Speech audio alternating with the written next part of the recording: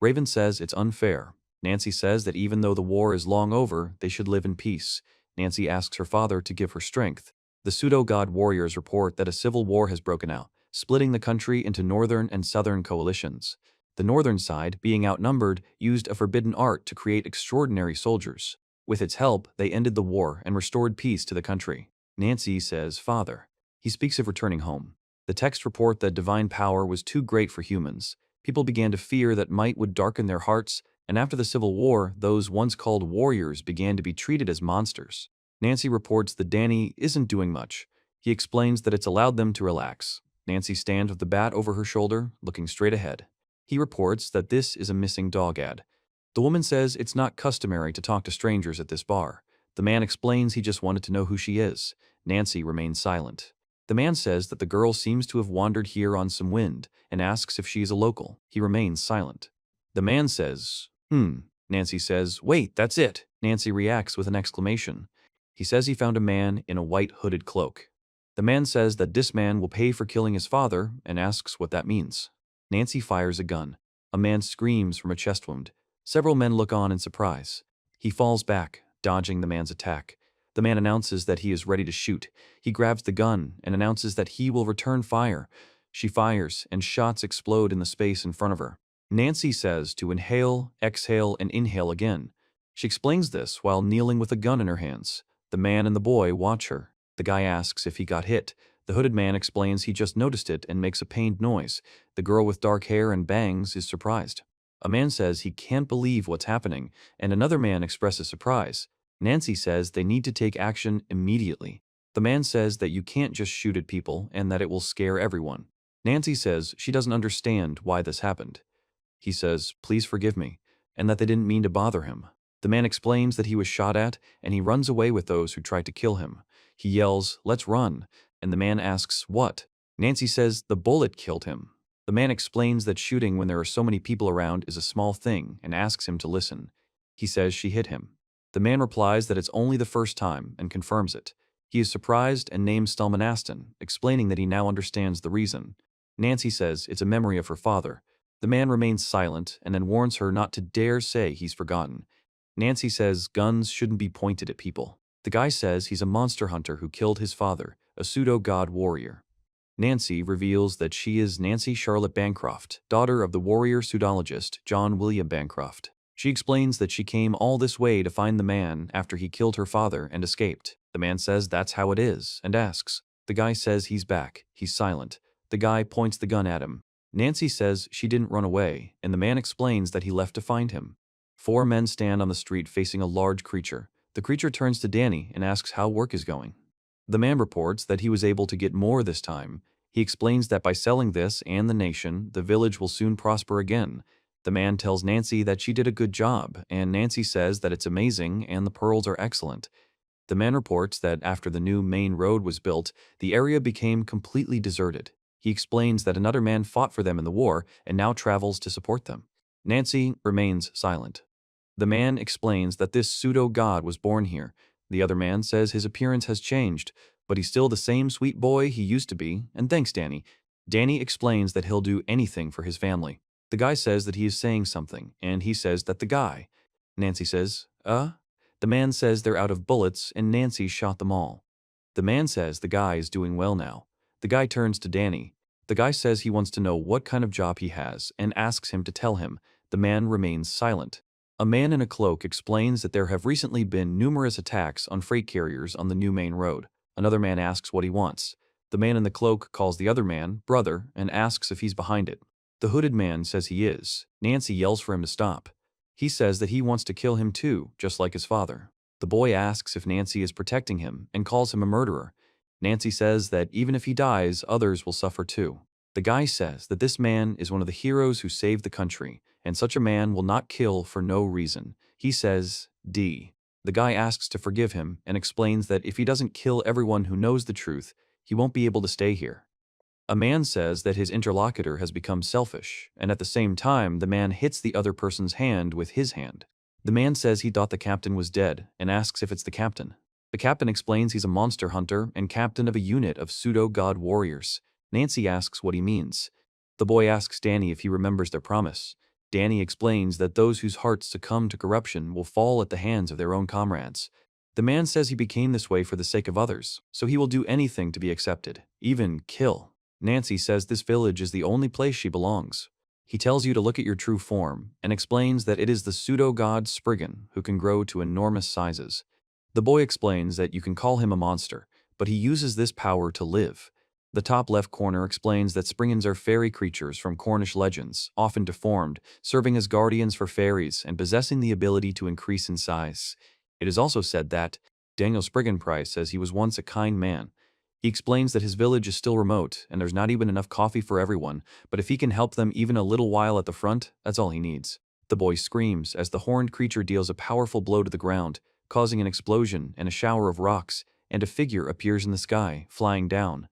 The boy screams in pain or horror, and the man delivers a powerful blow, causing an explosion. The guy explains that the bullet didn't lodge in his body, but went right through, and says it's not fatal. Then the guy loads the revolver and points it forward.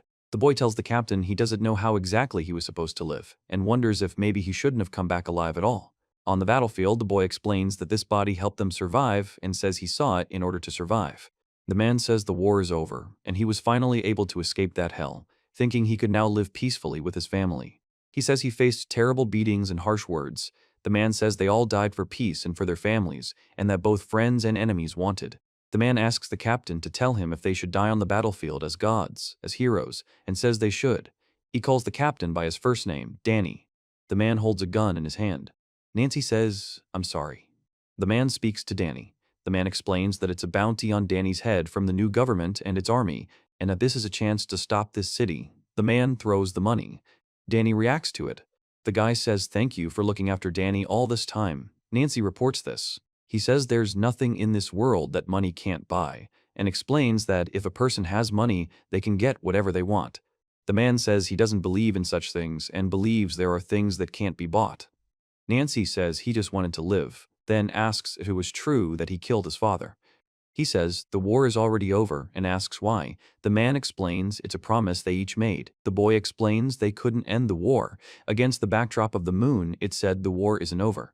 Nancy remains silent. The man says it's his hair. The girl says yes. The guy says that he is also a pseudo-cathedral warrior and explains that he is a captain. The boy says he doesn't understand why he would promise to kill his friends. The man says they'll come with him then. Nancy says she's the daughter of Savao the god and the daughter of William. The man explains that Nancy will see for herself whether her father deserved to die at the hands of a monster hunter. Hank says his name is Hank. He's surprised. Nancy says her name is Charlie. He says he has no intention of associating with his father's killer. The guy says he just wanted to help carry things and says, okay. The man reveals the chapter title, Fortress of the Minotaur, 1. Nancy reveals that a monster hunter is someone who kills the warriors of pseudo-gods, fallen heroes who have turned into monsters. The man explains that he travels with him. He says it's a nightmare and orders me to look at my watch. The man is silent and looks ahead. Nancy says the teapot and cups and saucers are made of porcelain. She explains that porcelain is a material that is fired at a very high temperature, resulting in a very strong and translucent finish. The man tells Charlie that he doesn't understand why she carries all this around with her. Nancy says that tea is very important, and how could she live without it, and also that it's important to be able to adapt to everything her father taught her. The man thanks her for the cup and says he thought she didn't want to meet him. The guy in the hood says the tea isn't poisoned. The man asks what it is, and he says she doesn't know why she would do that. Nancy says she'll kill him only with a gift from her father, her high-caliber weapon, and that she'll shoot him in the stomach so his insides are all mashed. The man replies that's understandable, but he doesn't think it will kill him. Nancy remains silent. The guy turns to him and the man, asking what they are doing here, and he says hi to the guys. The guy says he doesn't understand what's going on and that he'd like to know. The man laughs and calls the guy a joker. The guy explains they're coming from Burnwood. The man says they can go then, they'll find room later. The guy explains that since they're here, they're going either to Rockshield or Burnwood. A man says that there is a monster living in Rockhill and asks if anyone knew about it. The man says okay. The guy explains that he built a large fortress near the city, which is simply enormous and is still expanding. The man reports this. A man tells of someone climbing the highest tower and shouting, "Prepare for war, the enemy is already close." Nancy listens. The man says he even scared off all the bandits, so the merchants are very grateful to him for that. The man explains that the city is so tense, as if the war had never ended, but it's impossible to think that people are just breathing a sigh of relief after the war. The man says the monsters brought a lot of things. Nancy says, "Here it is, Rockhill, the city of eternal war." She says, "Welcome to the Minotaur's fortress." The man says the structure looks quite scary. Nancy says they need to decide what to do next, and the man says they'll find a hotel first. The guy then says, "Ah." The man notices and expresses surprise. The man yells that they need to run and grabs Nancy, who is surprised and doesn't understand what's happening.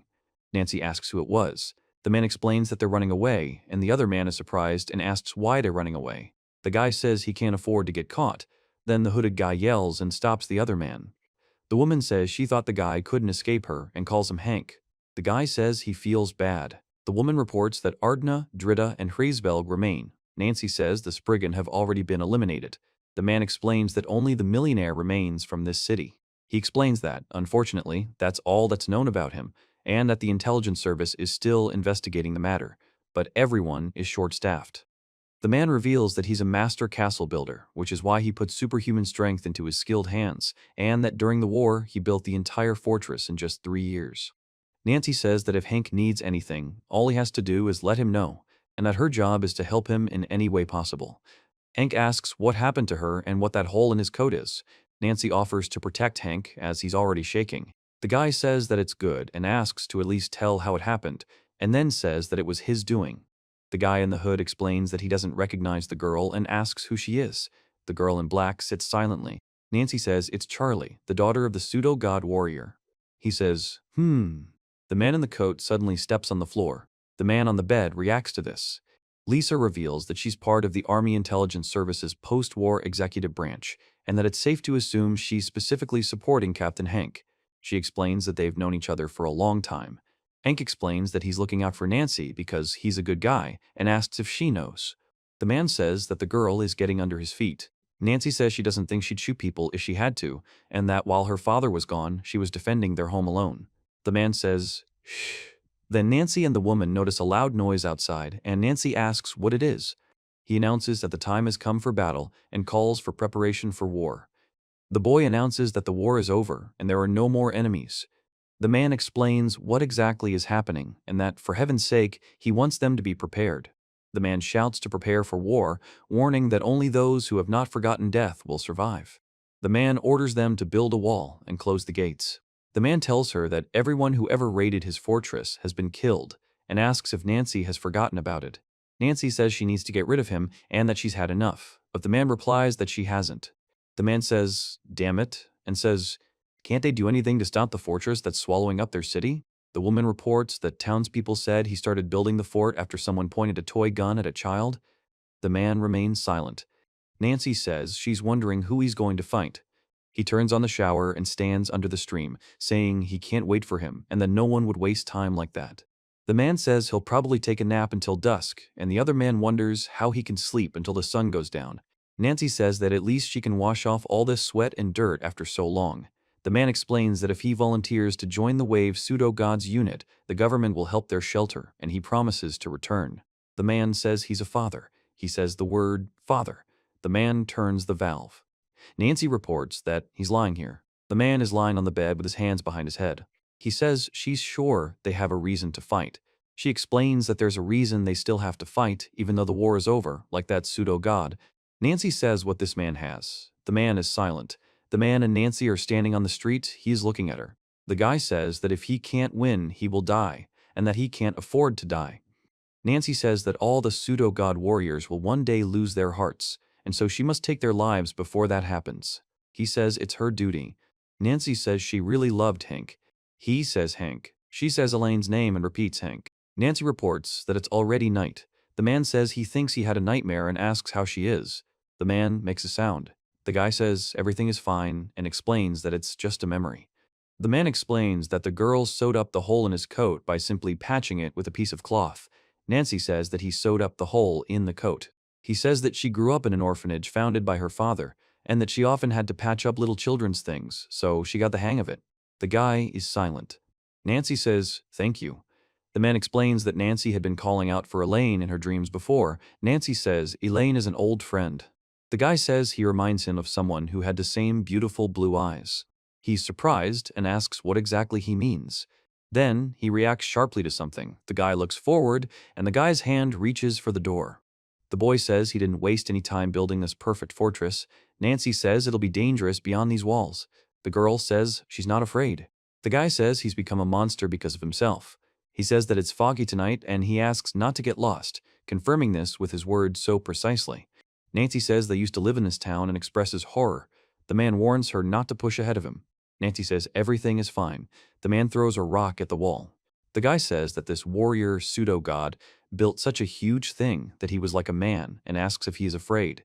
He explains that Theodore Sherman, nicknamed the Minotaur, was a real coward, afraid of everything in the world, constantly getting into all sorts of troubles, and the boy tells the captain that he doesn't want to become like them and asks if the captain doesn't want to. The guy says he did everything he could, and that thought keeps him going no matter what, but he calmed down a bit once he got ready for the fight. The girl says she's scared, and the guy replies that she's not. The guy asks Theo what he does. Theo says that he was the one who taught him. Nancy says there are many places here, but no one lives there, and wonders what this loner is thinking. The text block explains that it's architectural chaos, and usually his loneliness. The man explains that tonight, because of the fog, nothing can be seen, and he doesn't sweat, confirming this with the words X. He says yes, and in general asks why they came here at night. Then a booted foot appears, stepping on the ground, followed by a thud and a cry for help. Nancy says it's Lisa. The man says it's Lisa. He says the brave one was very strong. The woman asks if Sama can defend herself. The man explains that Hank knew what was happening to them and seems to want him to keep an eye on Sama. He asks if she's sure about that and says he wants to see for himself. Nancy says her job is to help Hank, and since Hank tolerates her, it means she's not doing anything. Nancy explains that Hank is a normal person, although his hair changes color. Nancy asks what a warrior pseudo-god is. Nancy says Hank is a warrior too. The man reveals that he is the Minotaur and explains that his strength and endurance exceed human capabilities. The man explains that he guards the labyrinth and will not allow anyone to pass through it alive. The guy says he knew it was the man who gave the signal. The man yells, "Captain." Nancy says their unit is growing and asks what it feels like. He tells her he's built a massive fortress. Nancy explains that it doesn't matter who's attacking because it's the enemy. The guy says that the enemy is everywhere and orders not to fool around by asking where the enemy is. Nancy says that if they aren't enemies, then who are they? She explains that they lie in wait for her in the shadows, watching her in her dreams, sneaking around in the form of children and birds, never revealing their true nature, asking who they are. The man tells Theo that only the power of this fortress can. The guy says he's here to stop Theo. The guy says he deceived them and asks if he's on their side with those townspeople now. The man in the helmet asks if the guy is now his enemy. The wide-eyed man calls him captain. The boy says he's come to kill and confirms he's the enemy. The man says he's ready, has gained strength, and is no longer afraid, and that the boy taught him himself, and if he's ready, he'll become stronger and be able to survive. The man adds that with strength, he'll even conquer death. The husband. The Minotaur throws several balls towards the two standing warriors, then runs quickly towards them, causing dust and explosions on the ground, after which he looks into the distance at the horizon. The samurai says it's easy to dodge if you know where they're going to hit you, and warns that he's going to hit you in the head. The guy screams, "Damn." The man notices the flash. The man suddenly lunges forward and strikes. The guy says he's still as strong as ever and asks what about speed. In the top panel, a guy with a spear fends off an attack from a large demon with an axe. The boy says he can't, but since he's prepared, he shouldn't be afraid. The man panics and asks what. The masked man explains that only those who are always prepared can survive. The boy explains that the captain is fast, but he was prepared to stop him. A man reports that the floor has collapsed. Nancy and the girl react, Nancy saying it's not good, and the girl expressing surprise. A man in the distance falls to the ground, two other men standing nearby. Nancy and the girl notice the danger and warn them to stay back. Nancy expresses surprise. He says it's not worth getting involved, but it's still there.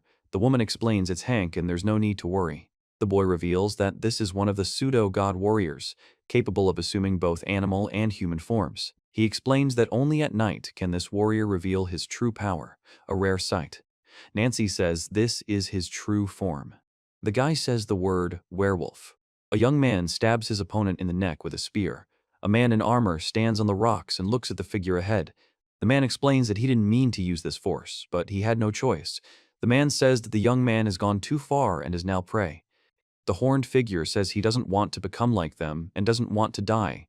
He explains that's why he prepared himself, as the captain said. And despite this, he believes he won't be able to get rid of his own enemy because the fortress is so large and the fear of death will never leave him.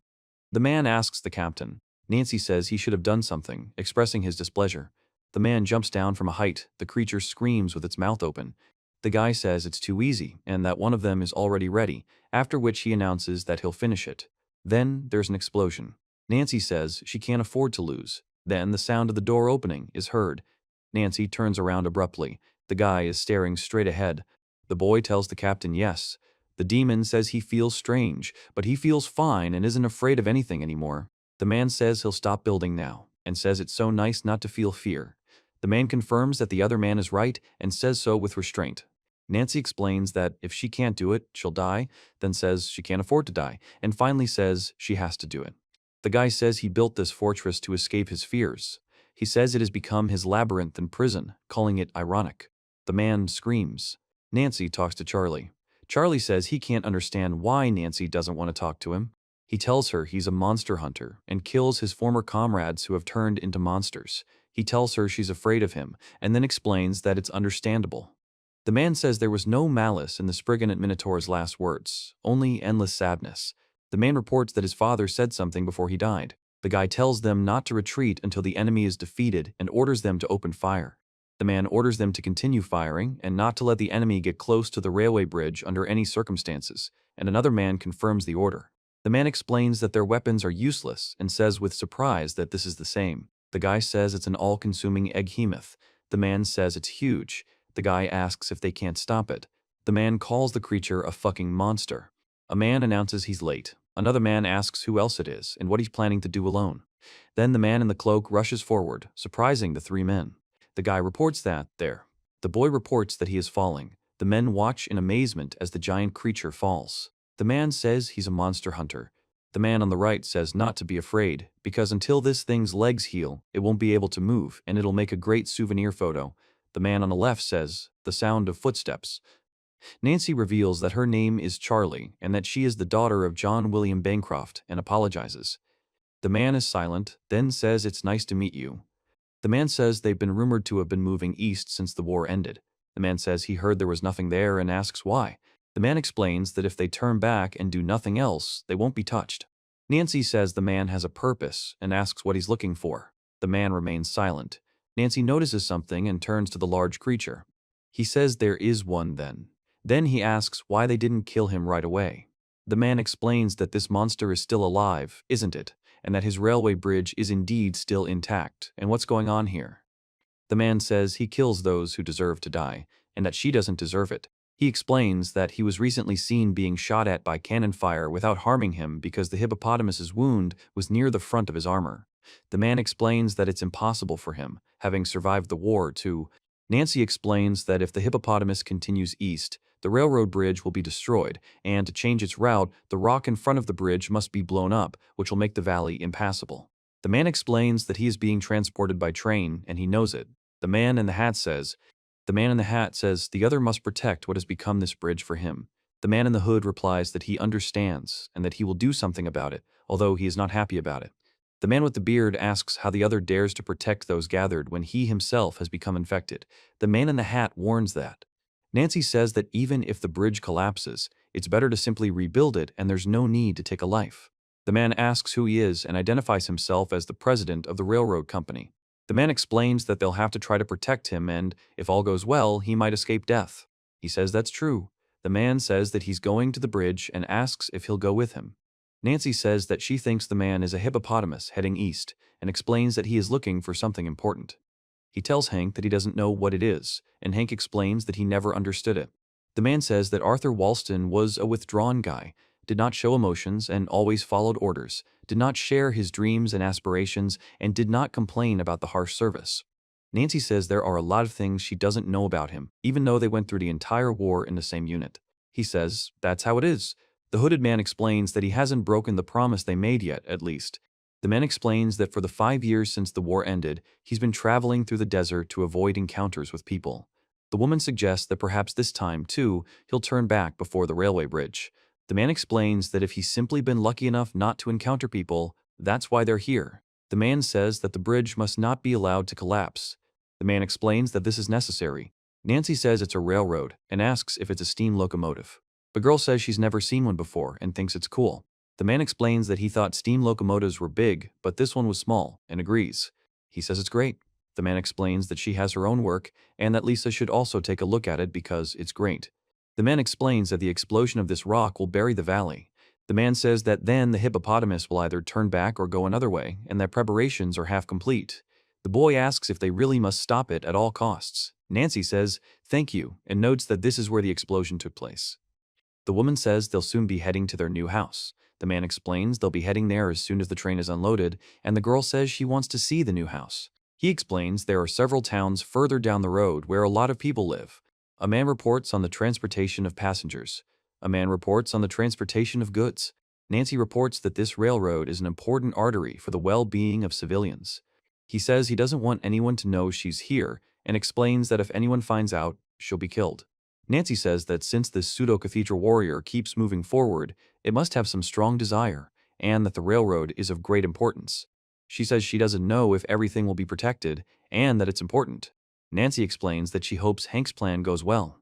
The man says he doesn't understand what's happening. The man with the knife in his hand warns of his readiness to fight. He's reacting to the threat. The man says there's a young girl here and asks where she's from. Nancy reacts to his words with a gun in her hands. The man looks at Nancy with fear. The guy in the hood yells at Hank and asks, "Are you okay?" He explains what happened and what it was. The guy in the hood explains that someone is attacking them and it's a night attack. He's surprised. The guy in the hood grabs him and yells, "Get down," warning him. The man explains that he looks like a bandit, but that's not uncommon, and many like him don't know how to behave on the battlefield, so their lives are hard now. The man says he chose the easier path, that's all. Nancy says there can't be a soldier. The man examines an old military uniform. He's silent. The guy reports that it's quiet and explains that it's strange because he thinks they didn't know who they were attacking. The guy asks if they retreated and says it was too sudden. The man asks if they're all right, to which the boy replies that they are. The man says it's their turn to watch the hippopotamus and asks if they'll be leaving their post without permission, and the second man explains that they received orders from the captain and have come to cover them. The hooded man exclaims that it's... The man says that this is all that's left, and everything will be as the master wanted. The man in the hat says that it seems to have worked, and those fools fell for it. The top panel shows a powerful explosion. In the bottom panel, a man shields his eyes with his hand and says it was too close. The guy says that the devil is that old man and that he did it. The scene depicts a huge monster standing on its hind legs, emitting a loud roar. Below, a powerful impact is shown, creating an explosion and raising water and dust. The hooded man says he started moving and won't die so easily. The uniformed man asks how things are going with the rock blast operation, to which the hooded man answers affirmatively. The uniformed man reports that only half the required amount of explosives has been installed, and there's still some left. Nancy says, "Hank." The man is silent. A hippopotamus approaches a railway bridge, and the question arises whether there is a way to stop it. He says that we must fight it, and the man says that no matter what, yes. The boy says he has a heart too, and if he doesn't stop, he'll destroy the bridge. The man reminds him that he always said he'd avoided places where there were people, and he calls it his own words. Nancy explains that this railroad symbolizes pseudo-gods, a shadow of a bygone era, who, he says that denying him the right to live and dream is too cruel. The man explains that time was short, but everything is ready. Now, they just need to wait for the right moment. He explains that the werewolf's strength won't help in a fight against him, and that's all he can do. The guy says that denying him the right to live and dream is too cruel. Archie Walston says, "Teach." The man says, "You, Archie." The man yells at Archie Walston and asks where he's going. The turtle announces that there's nothing ahead and orders him not to take another step if there's any humanity left in the man. The boy shouts, asking if he can hear him, and demands that he speak. The guy says he understood everything but ignored it and asks why. A boy runs, shouting that he's the devil and asking what he's doing. The man stands, leaning on a cane, in front of a huge, ruined wall. The boy looks ahead with a tense smile. A guy raises his hand. A man gives the order to explode. A guy with binoculars says he heard it. The bottom panel depicts the moment the giant creature explodes. The upper right-hand shot shows large rocks falling and eroding the ground, revealing the paw of a large creature. The man explains that such a quantity would not be enough to fill any valley, and explains that it will be impossible to completely immobilize the creature. The boy reports that the monster can't climb the stairs and explains that if it can't climb them, it can't attack. The monster then slams the ground, causing a powerful explosion. The guy explains that because of the limited space, the energy from the explosion has no way to escape except to collapse on him, and that the skin on his belly is more vulnerable, so the man notices the appearance of a huge creature. The top panel depicts a huge, monstrous head with an open mouth. In the lower right, a man shouts at the monster, saying it's Archie. The middle panel, on the right, shows the monster's foot stepping on the ground. In the bottom panel, a man orders the monster to stop and stand still. The guy shouts at them not to destroy the era they created. The boy looks ahead in amazement. A sign appears on the ground warning against stopping here. The creature, its mouth open, moves quickly forward. The man's gaze suddenly changes from normal to frightened. Then he closes his eyes, and tears begin to flow. The man lowers his hand to the surface in front of him. Nancy says it's something that can't be alive. She explains that the creature isn't breathing or moving, and that it appears to be dead. The guy is silent. The guy says it's Odzi. Odzi replies, it's a guy. Odzi says it's the sea. The guy explains what it means that Odzi wanted to see the sea. The man explains that even without taking into account the effects of the explosion, the skeleton and internal organs are in terrible condition, and he was able to move with such injuries, it's incredible. The boy says that the ring he's holding belongs to his mother, and he wants to return it to her. He explains that this ring is the only thing left of her. Nancy says she wants to see the sea. The hooded man says he only said that once. The short-haired man explains that when the war is over, they'll go see it because peace will surely come, and that's how he responded. The guy says that despite this, he forgot. The man says that this person, he explains that he was able to fulfill his wish. The guy says yes. The man asks what's wrong and what's wrong with Lisa. The woman says Lisa. The man reports that the criminals who blew up the hippopotamus last night feel the hand of the railroad king, and these prophets are as silent as partisans. The guy says, you're dragging someone with you when you have that face. The man explains that this railroad king won't give up so easily. The girl tells. The woman says the girl has no business with the man, but she stays nearby and he can't. The man apologizes. The woman says she's found out the location of Kane Madhouse. The man is surprised. The woman says she heard about a guy who looked like Kane near the White Church on Perova Street. Nancy says this is Kane. The man says he's her friend and second in command of a squad of pseudo-god warriors. The girl asks who he is. The guy reports that the one who released the monsters into this world reacts with surprise. The image shows the silhouette of a man walking down an empty street at night, against a backdrop of buildings and a dark sky with clouds. Nancy tells the guy he's hot and asks if he wants to have some fun. The guy smiles. The girl says she's surprised, and notes that the guy didn't notice anything. The girl says he didn't notice her and calls her a girl. Nancy announces that the door is open and invites anyone to come in, then tells Hank to go get breakfast.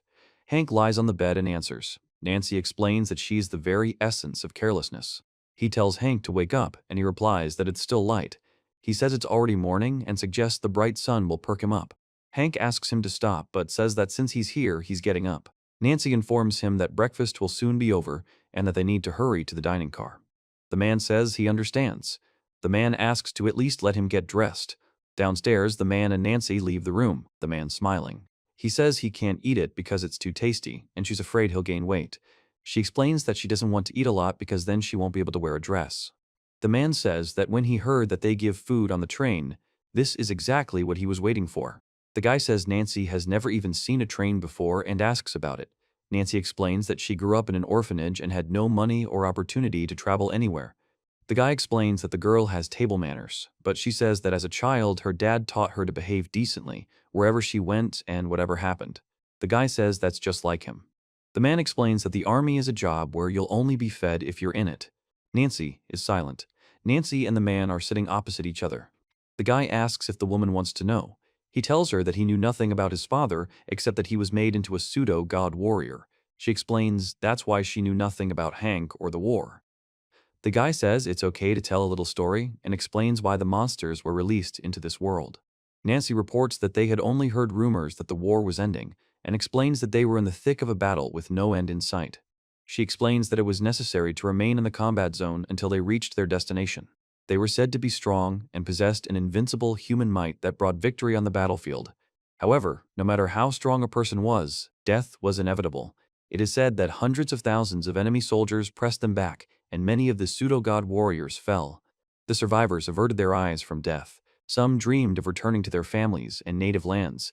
Others grieved that with such a body, they would have no place anywhere, and they lived with this thought, wondering what would become of them when the Civil War ended. The man says that the guy says Hank. The man speaks to Kane. Kane says he's thinking about tomorrow and wants to do everything possible, as every remaining force of pseudo-god warriors will be thrown into this battle. The man explains that this squad has fought in the most desperate battles before, and each of them is ready. The man says they are still alive, and says he is proud of Hank, calling him magnificent. The guy says he can't believe it happened. The man tells Hank that the girl was looking for him, and it seems she's having a conversation.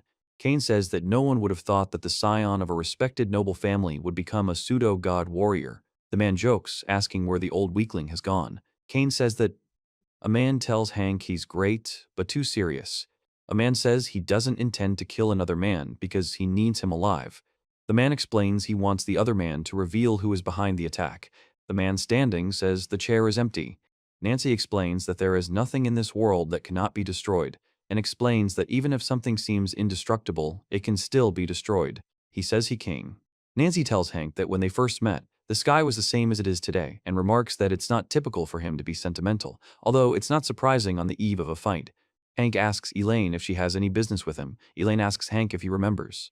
The guy says that those who have lost themselves will be destroyed by their comrades, and this force must be controlled.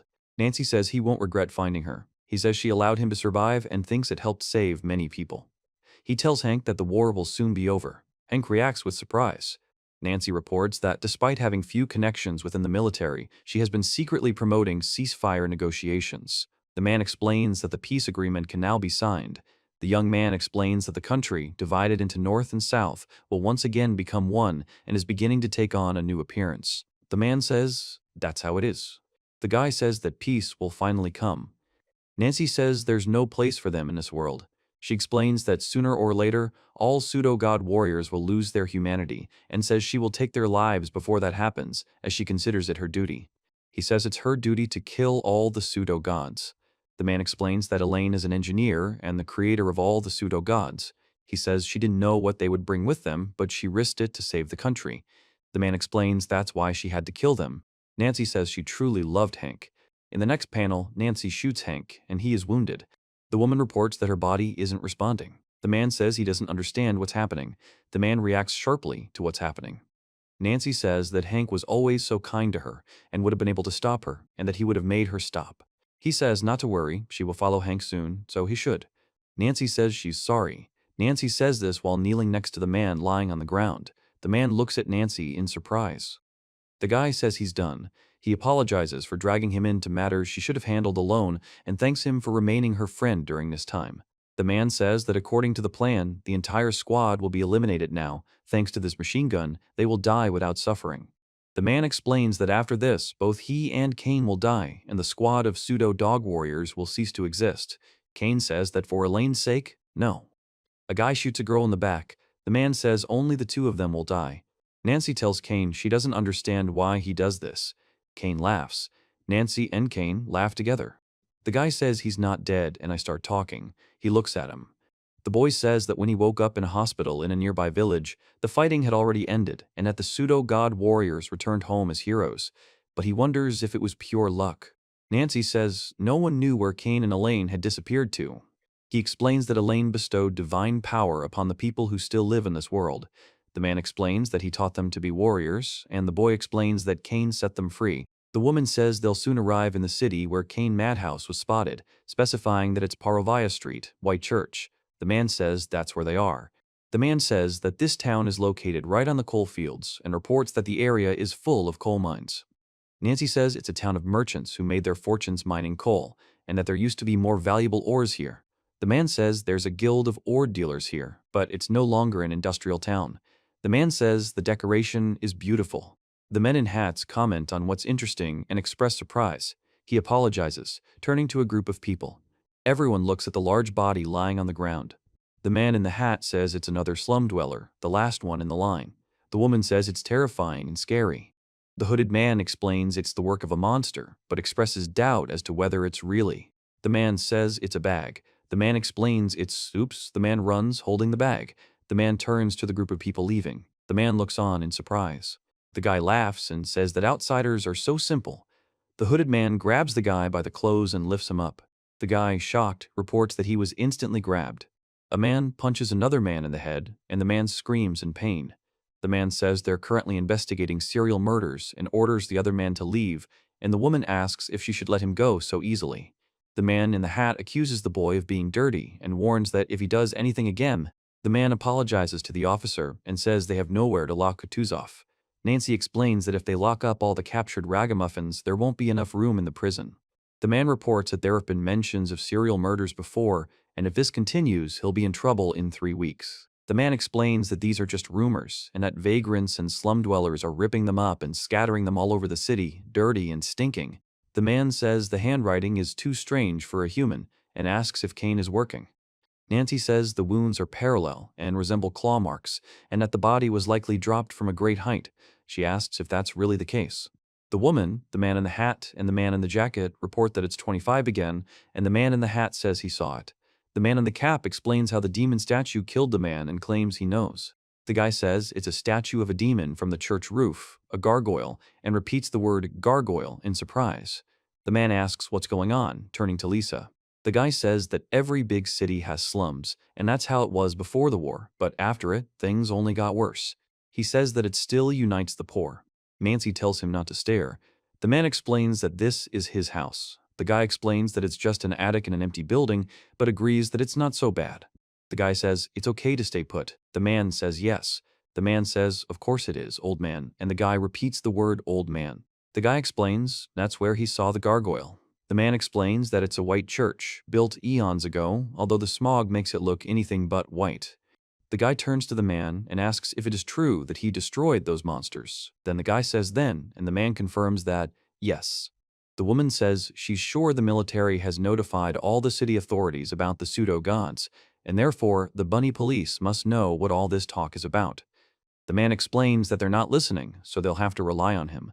The woman says it seems so, but why would they? A woman tells a boy to tell her where his mother is. The boy remains silent and lowers his head. Nancy screams that she got herself into trouble and asks what the hell. The man orders the old man to kill the gargoyle. The girl calls the little bastard and demands that he stand still. He says the gargoyle only hunts in this area. The man explains that these guys live by the law and don't do any nonsense, and also asks why the police don't listen, and reports that, apparently, that's the case. Nancy tells Topher that Christopher Cairns, known as Gargoyle, has always been obsessed with justice. Topher explains that they became pseudo-god warriors because they had something to protect, home, family, their own lives, and they had to be prepared for anything. The guy says it'll all be over soon, and he wants to go home. The man says he can't because they're being killed and he doesn't want to see it. The guy yells at Theo to shut up. Topher was reported to be a fighter for justice, and it was his pride and joy. He would do anything for justice.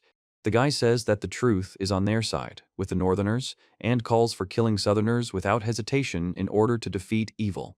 The guy says he never understood what justified this war and what was good about it. The guy says that Topher's unwavering belief that they were doing justice was their salvation. Then he says that, then. The boy says that perhaps each of them was trying to justify their extraordinary powers. The man explains that a gargoyle is a demonic statue that watches over people from a church parapet, descending upon sinners and tearing them apart with its claws, instilling fear. Nancy tells Topher she'd like to know what he's thinking. Nancy says she's worried about the boy and will go look for him, to which he asks if she can handle it herself. Nancy replies that she's not a child and can protect herself. He says he can't afford to lose. The woman reports that the gargoyle seems to only target women. The man explains that if the gargoyle attacks Nancy or anyone nearby, he wants to know if she can pull the trigger. He is silent, then says that he can handle it. The guy quickly leaves the building and walks down the street. A man says this place brings back memories. A man and 2 other men are walking down the street. The man explains something to the other 2 men. The man explains that if the boy is right, the gargoyle is in that church. But something doesn't add up, and he can't see where it's coming from. The man notices a clock tower. The man, surprised, says that it's the same one. The guy says he found someone. Nancy asks why he's here alone and says it's dangerous. He says she has a gun and everything is fine, and if necessary she will shoot. The man says that he heard he grew up in an orphanage and adds that life there is good. Nancy asks why another character is traveling with an old man. The boy says he's dangerous, and the girl explains he's a monster hunter.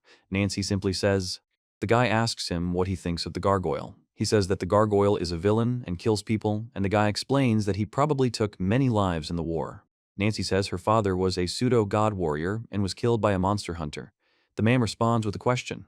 The boy asks in surprise if this man is really his enemy. He explains that she loved her father very much and therefore hates his killer, but perhaps her father, like other warlike pseudo-gods, committed crimes, and to find out, she travels with Hank. The boy. Nancy says the more she learns about them, the more she realizes they're not gods or monsters, but just people. The man remains silent. A man says, "Ouch," when a basket of apples falls to the ground. The man warns the boy to watch his step, and the boy apologizes. The guy laughs and says, "Hee hee," showing the apple. Nancy reacts sharply. He asks if he stole it and accuses him of being up to his old tricks again. The man replies, "Okay," he says she has money, so no way. The man suddenly stretches out his hand holding an apple and someone grabs his sleeve. He makes a sound. The boy says he knows it's wrong, but he has to live somehow. The man reveals that the gargoyle killed his mother. The boy says that if he doesn't do this, they will die. The man explains that seeing a monster kill a girl is wrong. The man says that he is not a man, but a monster. Nancy says she knows about his sins. The boy announces that the court is awaiting the guilty party and orders a plea bargain. A man and a girl stand in a narrow alley, watching a demonic, winged figure perched on an arch. The guy says it's a gargoyle. The man asks if Nancy is protecting a sinner and says she is. He says he wants to know why these people are being killed. The man asks if she's gotten hot herself. The demon explains that this is retribution and salvation, that he frees sinful souls and says the boy must understand. Nancy says she'll take another step and shoot, then orders him to retreat. The demon says that there will be 2 people this night. He and another person notice this and react to the creature's approach. Nancy tells Hank he can't take that risk and warns that if he dies, she won't be able to forgive herself. Hank firmly replies that he doesn't intend to die. He then attacks sharply, striking his opponent. Nancy cries out his name in alarm. A guy screams and fires a pistol at a flying demon approaching him. The guy reports that he can't miss. The guy says he doesn't see the enemy and asks where he is. Then the guy says the enemy knows this city inside and out, and that's his advantage. The monster attacks. Nancy remains silent. The man tells Hank to retreat. Hank delivers a powerful blow to the monster. He says that if he doesn't stop, he will die. The man says that he is not afraid of death and wants to fight to the end. The demon is silent. The guy tells Topher he's here to kill him and confirms it. The demon calls the guy Captain. The demon explains that the hero is also a sinner and will wait for him in the church so that he can come whenever he wishes, and the man says that now everything is clear and that's how it is. The guy says Hank. Nancy and the man run towards the guy. The man says he doesn't know his parents, like many children in the city. The guy says he cheats and steals just to survive. The man says he never thought about the meaning of his life. His heart was shackled by darkness and cold. He says this continued until he met him. The man says that if he wants, he can go with him. The guy is surprised and remains silent. A man claims to be a demon who devours souls. The character reports that even as a pseudo-god warrior, he was unable to cleanse it. The monster reports that the white church ultimately remained mired in sin. The man says that one day, while he was sitting alone on the street, he was invited into church by a strange priest who was distributing food to poor children and reading the Holy Scriptures to them. The man says, "Do not steal, do not commit adultery, and do not kill." The guy says the hunger was unbearable, so he started coming there every day. The man tells a group of people. The man explains that he wants to help them. The priest explains that the boy soon began to enjoy his studies, reading and writing, his destiny, attention, and praise, and all of this lit a fire in his heart. The priest says that a fair trial is necessary and calls the boy Topher a good boy. The boy says that the Holy Father has left and asks why he is leaving, and also says that the Holy Father has left him. The man says that wherever the boy goes, God is watching him. The boy says that it is fur. The boy says he was given God's justice as a gift. The man explains that he received this gift. The boy explains that he is working hard, chopping something with an axe. The guy says he can't afford to lose because it will be the end. A guy asks another guy if he's found anyone, to which he replies that he's not there. The guy then calls the other a petty thief. The man holds a mug of frothy drink. A man swallows something containing liquid. The man runs away and a barrel flies after him. The guy says God watches over Topher wherever he goes. Nancy reports that it was difficult to live in this city according to God's commandments. Soon the war began, and life here turned into a living hell. Necessities quickly ran out. Even relatives fought over a piece of bread. The man says he simply didn't know where else to go, but he was forced to. The hero reports that he turned out to be a capable warrior pseudo-god and felt at home on the battlefield. The man says the war was his destiny, and that's where he found justice. Despite all his sins, the man says that this became the purpose of his life, and he thought so. The man says those southern bastards are still there, and asks, what about justice? The man explains that a ceasefire and peace. The man says they'll just leave things as they are. This war ended without bringing justice. The man reports that his appearance once terrified enemies on the battlefield and frightened villagers, so he hid in the slums, where all sorts of rabble were accepted. He reports that he lived quietly in the church, hidden from public view, and watched over the city, where petty crimes were rampant and justice did not punish criminals. The stone figure says he's been thinking about himself again and wondering how much use it would be to turn into a real stone statue. He says suicide was out of the question, as it would be against God's will. A man says stealing is a sin, but the poor have no other choice to survive. A man steals a bag from another man. The guy says that if that's the case, then it's not for him to judge. The guy says he stole it, addressing the winged creature. The skull man says he stole it. The man says not to be afraid, that he won't offend you and just wants to talk. Nancy says that despite the hard times, one day he will be able to lift the stone from his soul, as she told her former teacher about justice. The demon reveals that he is a demon who devours souls. Nancy says it's not just a mask, but a face he wears. She explains that it's a face he chose to hide his true self. The monster declares that his mission is to render just judgment upon this city, and invites everyone to come as often as they like, promising that his answer will not change. A man named Cain stands at the door, and a girl addresses him by name. The man says he hasn't changed a bit, and calls the girl Ice. The man says they only have one enemy. The man explains that this can be used to strip the pseudo-god warrior of his power, and, if used correctly, it can even take his life. The man explains that it's a keepsake from Elaine. The demon asks the man where he got it from. The man says he and tells him to find it when he has carried out his justice. The demon is silent. The man struggles to free himself, making a noise of effort. Nancy says that if she had her way, she would stay away from that church, but since the man's wing is damaged, she can probably overpower him. The man says this, relying on his own strength. The guy tells Charlie not to even think about following him, but he remains silent. The woman says that if he doesn't return by dawn, he and Lisa need to leave this city. The man in the hood says this. The man in the cap remains silent, and Nancy listens. The man says hey and asks why she didn't shoot the gargoyle when it attacked her. He replies, "Hey."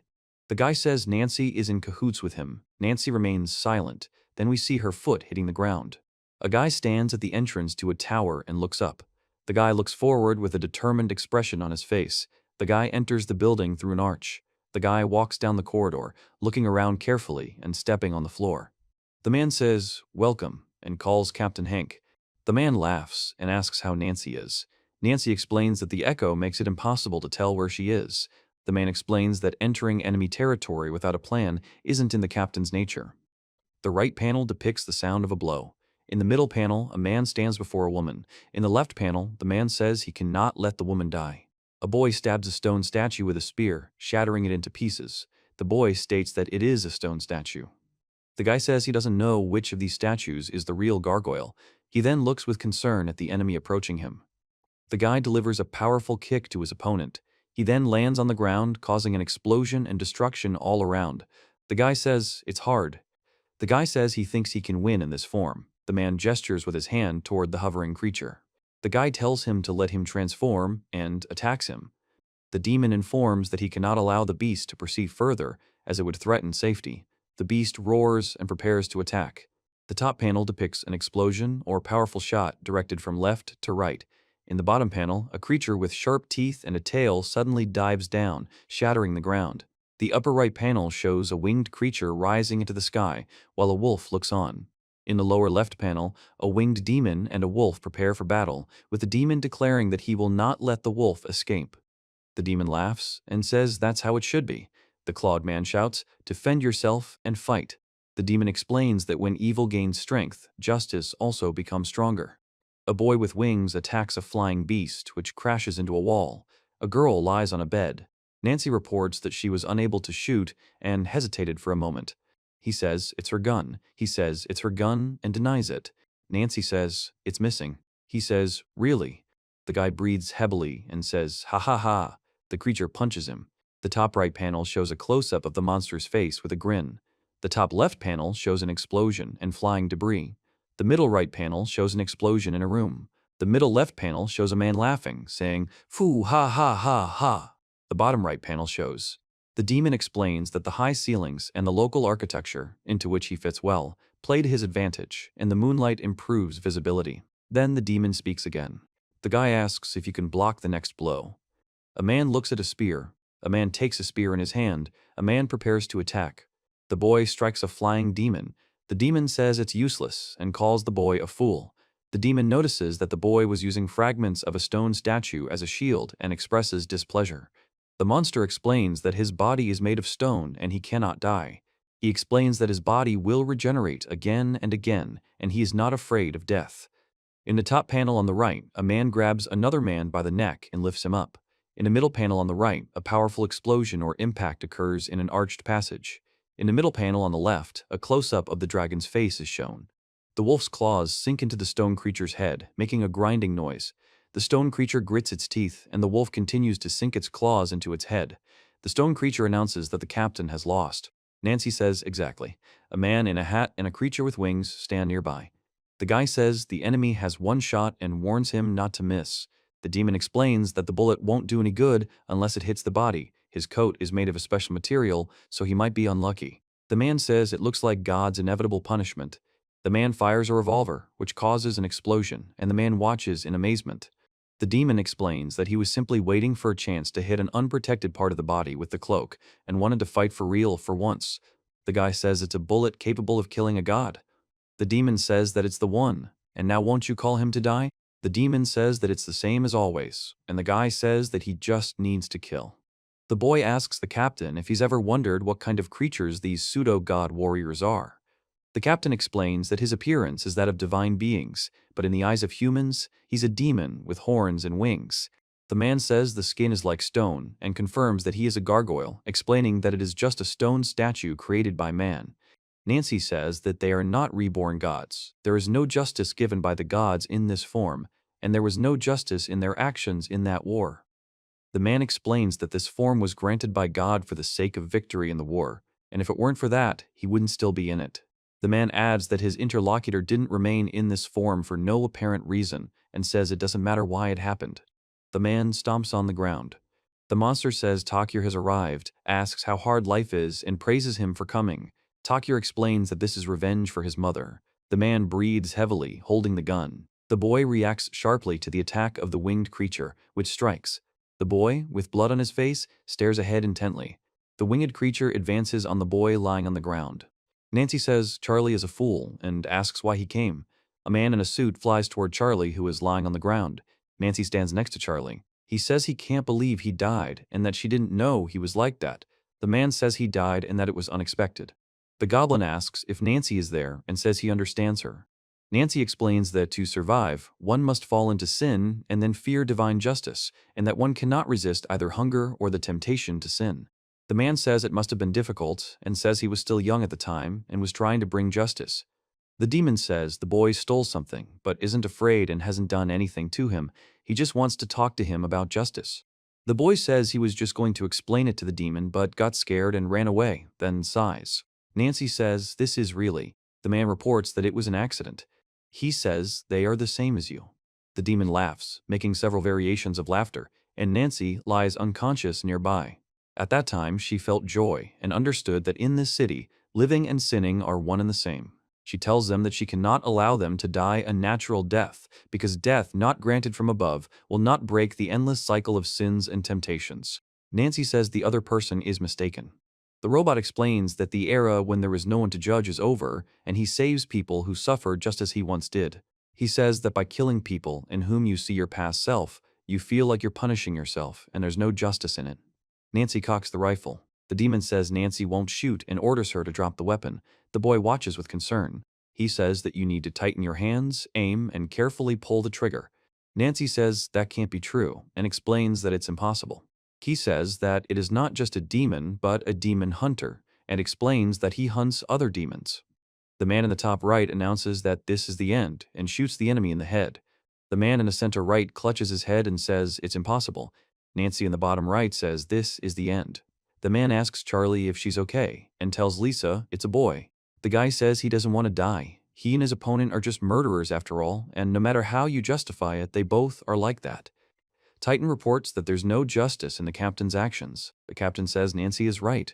The snake says that she is the embodiment of justice, and the man tells her that he is a teacher and asks if this is true. The boy says he can't afford to die because he must avenge his father. The guy speaks to Topher and says that this is his justice. The guy asks if it's over. Nancy says that Lisa apparently took the boy to the hospital. The guy says this. The guy says that for some reason they are all pseudo-god warriors. He also says that for some reason they are all.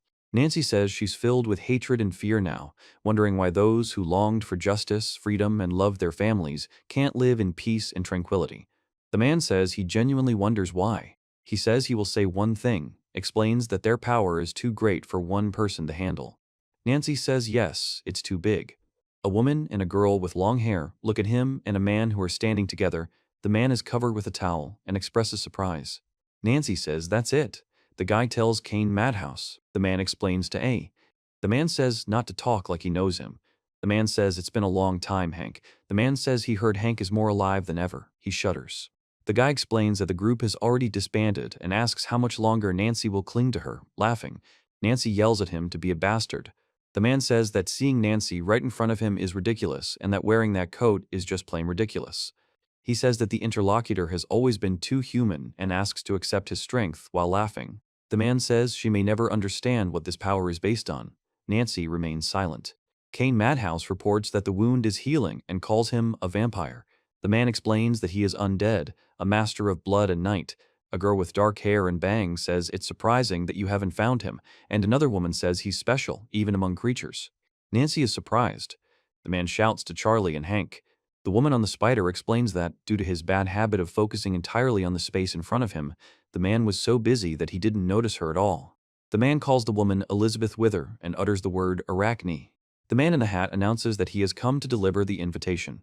He runs away and the man claps his hands. The man in the cloak walks down the hallway and he follows him. The man in white stands, placing something on the floor. The location is indicated inside. Honor us with your presence, and I will let the girl go, I promise. Nancy says it's the only way out and knows not to do anything to her. The guy shouts at Charla not to dare. The guy is silent. The man says he'll be back tomorrow night. The girl says she'll be waiting for him. Nancy says he really will go. There's a sealed letter on the table. The guy says he'll go and confirms it with the word, yeah. The woman says that the gargoyle beat up the man. He hasn't fully recovered yet. Plus, this girl follows him everywhere and asks if he should save her. The boy is silent. The man shows a locket with a photograph and asks if the person depicted in it is his daughter. The boy is sitting. The man is standing opposite. The man says she's helping him with the shelter and agrees. The guy says she's not like him. The man laughs and confirms this. The boy explains that she's a kind and responsible girl, and that the orphans are waiting for his return. He says she's probably worried, and that they should use their power to end this war as quickly as possible. Nancy tells the captain that she knows she can't ask him to do this, but if she... The man says that it doesn't matter, and that he must protect what is dear to him himself. Nancy reports that Kane and the army are missing, meaning they're not communicating or providing support, and that there's no information or resources. The man says he can't go in there as a soldier, but he must end this once and for all. The guy says finally. The woman is silent. Nancy reports that she's already inspected the place, says he was invited to a formal reception, and explains that he should look the part. The man remains silent and looks at himself. A woman says she is addressing someone by calling him you. Nancy says she can't believe he's really here and reports that he looks just like he did in her memories. The man explains that he hasn't changed and that he was always there, even when she didn't notice. He says that he wants to know what the other person wants. The woman says there's no need to be afraid, she's not going to eat, and explains that she understands how stupid it is to tell a man not to be afraid of her in this form. The man says he's not afraid. The woman laughs and asks if that's true. The girl asks the man if he traveled with the captain and why. Nancy says it's astonishing that the man she's talking to is traveling with his father's killer. The woman says she knows about it. The girl says she thought he was a simple country bumpkin, but she's so cute, he expresses surprise. Nancy screams no. The creature says everything is fine and explains it has no intention of eating Nancy. The man says the estate has been in his family for generations, and he's proud of this legacy. The woman says she loves the atmosphere and is happy to be here. The man says the owner is still getting ready and asks them to enjoy the company of the other guests. Nancy reports that Kane, Drachna, and the others are here. The man says he smells a familiar scent. The man announces that all the city's important people are gathered in this hall and explains that a new project will be announced today that will change the future. The woman explains that the project is aimed at improving the lives of all residents and invites everyone present to listen carefully. The man says that every first person here is a shameless bastard.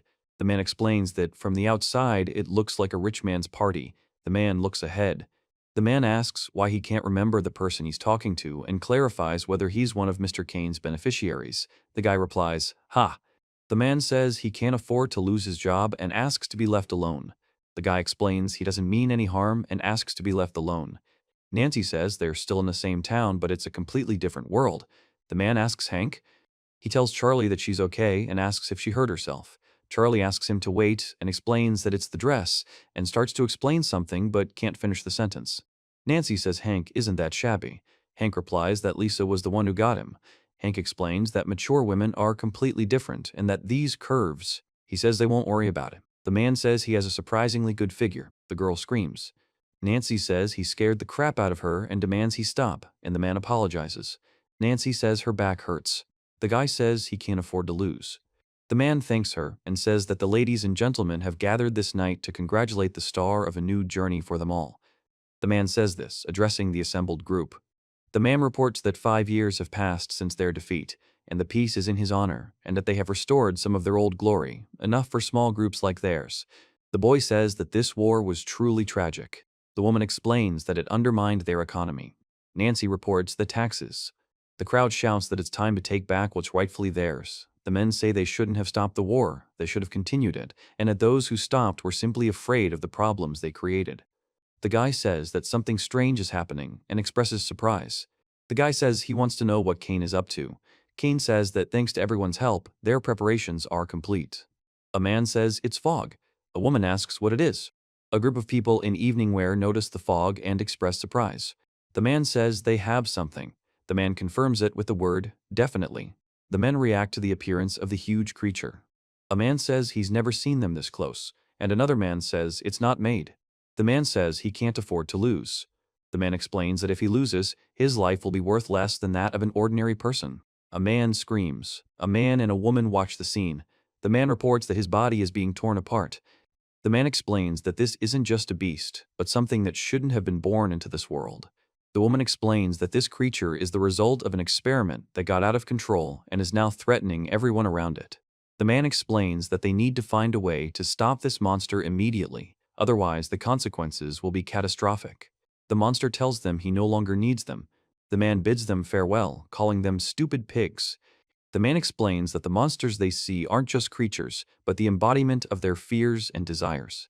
He explains that these creatures feed on people's emotions and grow stronger with every manifestation of fear or greed. The man explains that to defeat them, they must rid themselves of these feelings and not allow them to do so.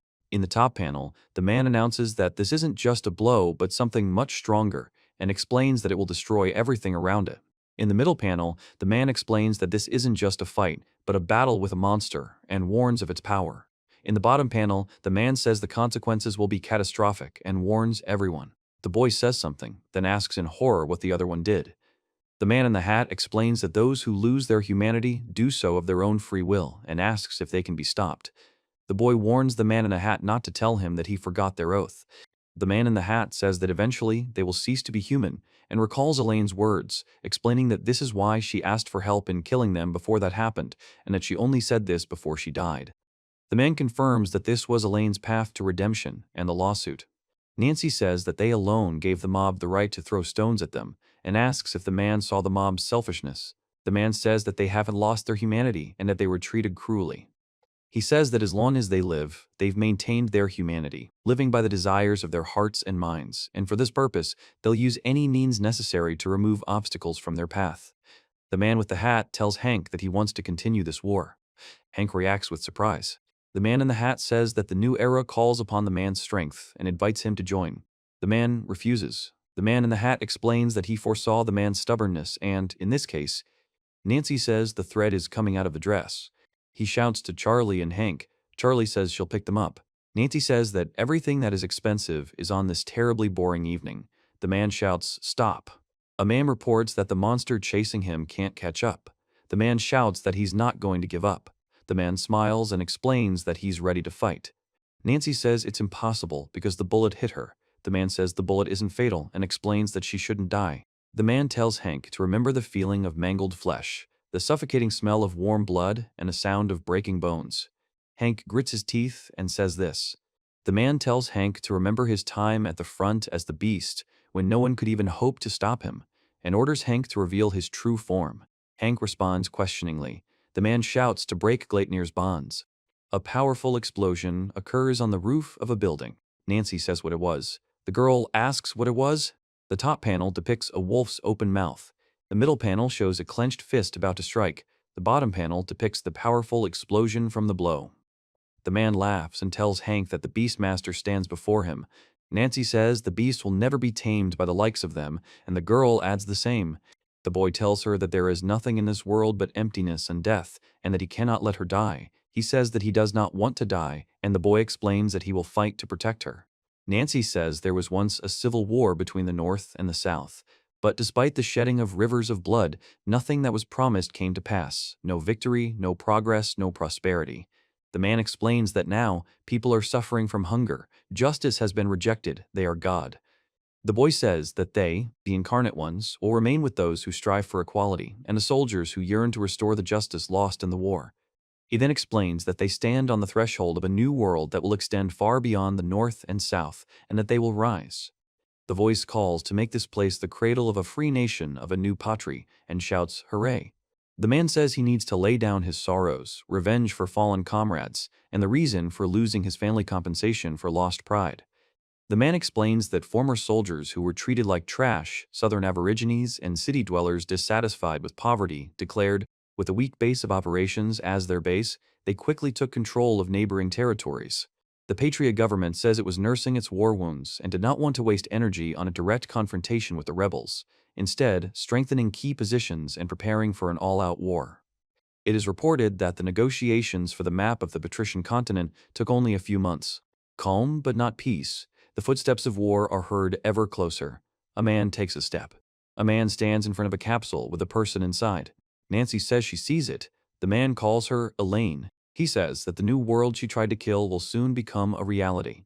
The sign says, "This is Riverwood." The sound of footsteps accompanies the movement of a man carrying a suitcase.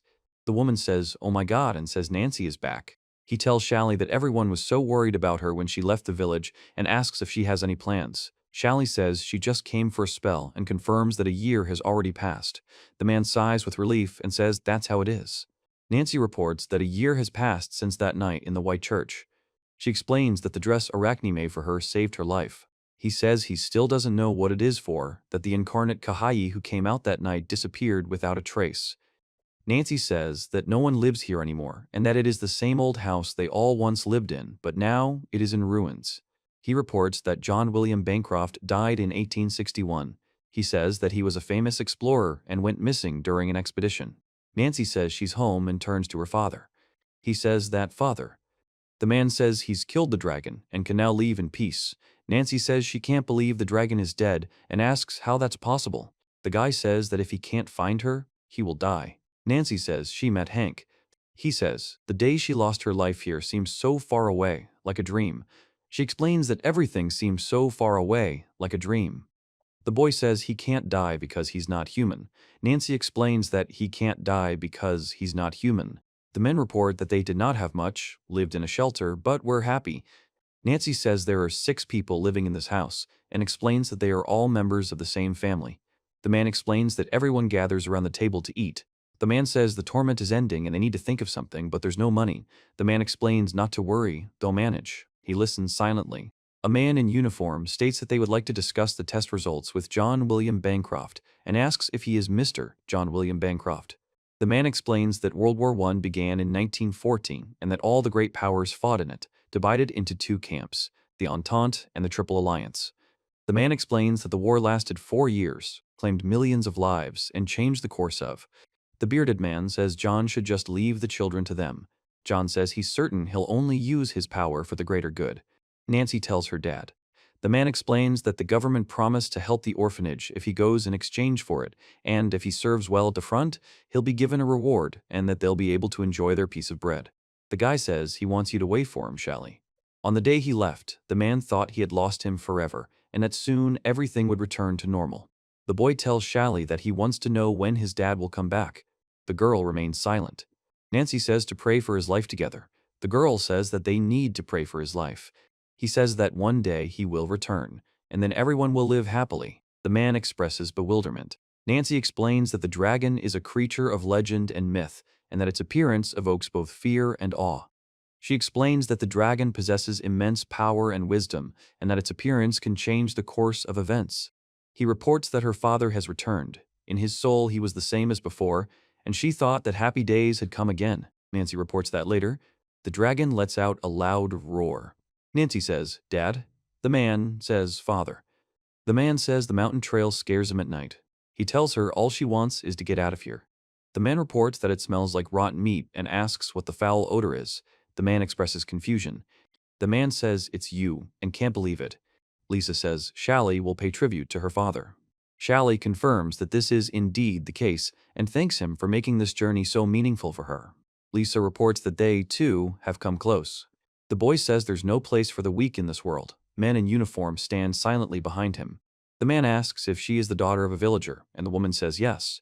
Cloud Withers explains that he is the captain of a punitive detachment of reincarnated people. The chaos unleashed by Himyu and the White Church has forced the Patri government to take action. Previously, they viewed the reborn as heroes and granted them freedom, but now every reborn is a dangerous outlaw.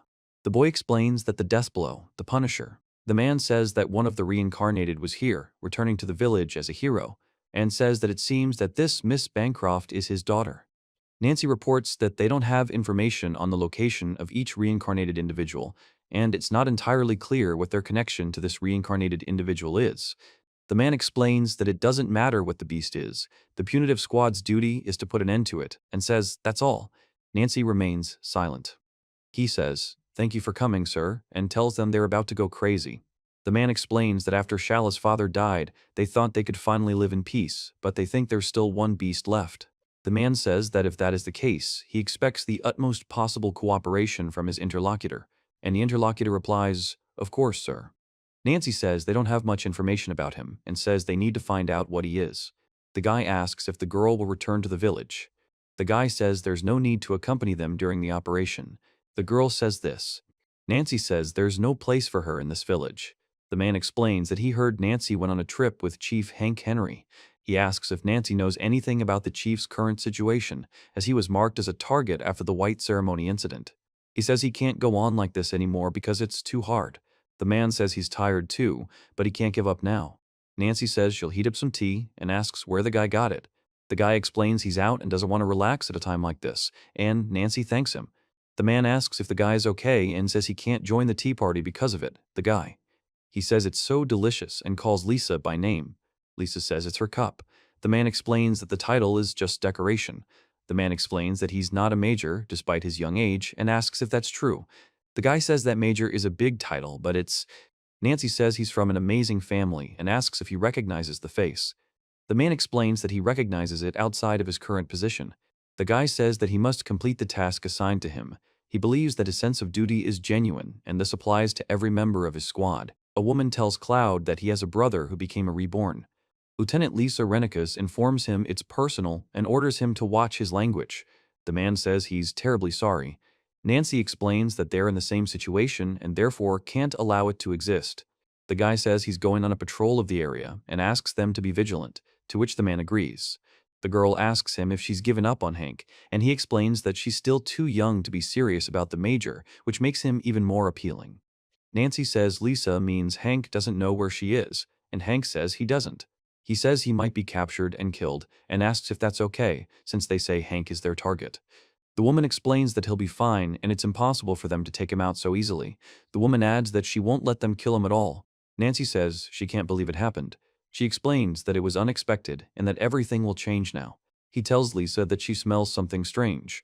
Lisa explains that it's the smell. He says that she didn't accidentally wet herself and adds that it's not that smell. Nancy says the smell is like rotting meat.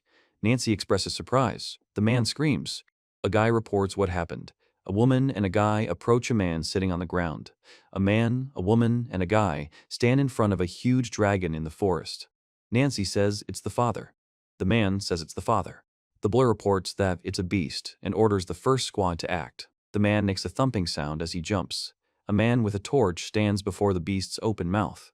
Nancy says they can't escape because the monster has them surrounded. She explains that the monster can't fly, but it can beat its wings, creating powerful shockwaves. The man says they need to come up with a plan to use this to their advantage. The man says not to pursue. Nancy says that the chase will take longer than a simple kill and orders a trap to be set to catch him. He says that the incarnate Indahog, the immortal dragon, Hank killed him with a gunshot and he was buried in the mountains near the village. The woman explains that at that time he had to make sure he was dead. The man and Nancy listen. The man explains that some incarnates possess unusual regenerative properties, which may be why he managed to survive despite actually having suffered a serious head injury. He explains that now he's just a beast, concerned only with finding meat to satisfy his hunger. A large number of livestock bones and personal belongings of residents and travelers, likely from the beast's body, were discovered in the nearby mountains. Nancy says it's only a matter of time before it destroys the village. He says, "Father."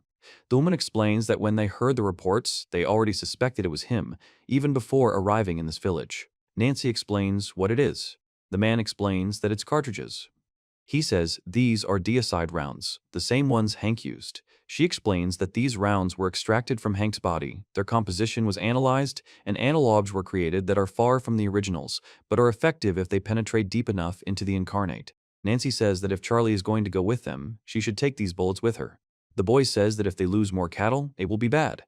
The man shouts that they will replace everything they used and that it is not enough because he says they are being led to their death. A man reports that he is trying to secure livestock to use as bait. The man asks what is going on. The man says they're sick of suffering because of this creature from the war and that they just want to forget. Nancy says the man can't handle it on his own. The man asks if Nancy promised to cooperate. The man explains that if they want to kill Vodno-Shchepny, they must be prepared to take on certain expenses. A guy with a gun announces that they're going to blow up the arrogant creatures with everything they've got. The man watches from behind bars. A hangar in the forest is visible in the background. The top right fragment shows the eye of a creature behind bars. The middle right image shows a winged creature standing behind bars. The bottom left fragment shows a gunshot with a loud sound. A man tells him to increase his distance. Another man tells him not to try to kill him and just lure him to the village gate. The beast roars and attacks the monkey. The guy reports the sound of a gunshot. Nancy says, "We need to get closer." She says, "We need to get closer." The guy says right now and fires his gun, hitting a running pig. The guy shouts fire, after which the shooting at the monster begins. The man explains that the creature is a dragon and that it cannot be killed with ordinary weapons. He explains that to destroy the dragon, one must use a special weapon located in the fortress. The sounds of a machine gun volley are heard, followed by blows to the dragon. The guy says that no matter how resilient he is, it won't save him if he's torn to pieces. The woman reports that many reborn have fallen on the battlefield. Nancy explains that this doesn't mean the humans have no hope of defeating them, but rather that they miscalculated. The man says that we need to take into account their mistake when they called them heroes. The guy says to burn it. Nancy says it might start moving again if you just leave it. The man says it's just to be sure.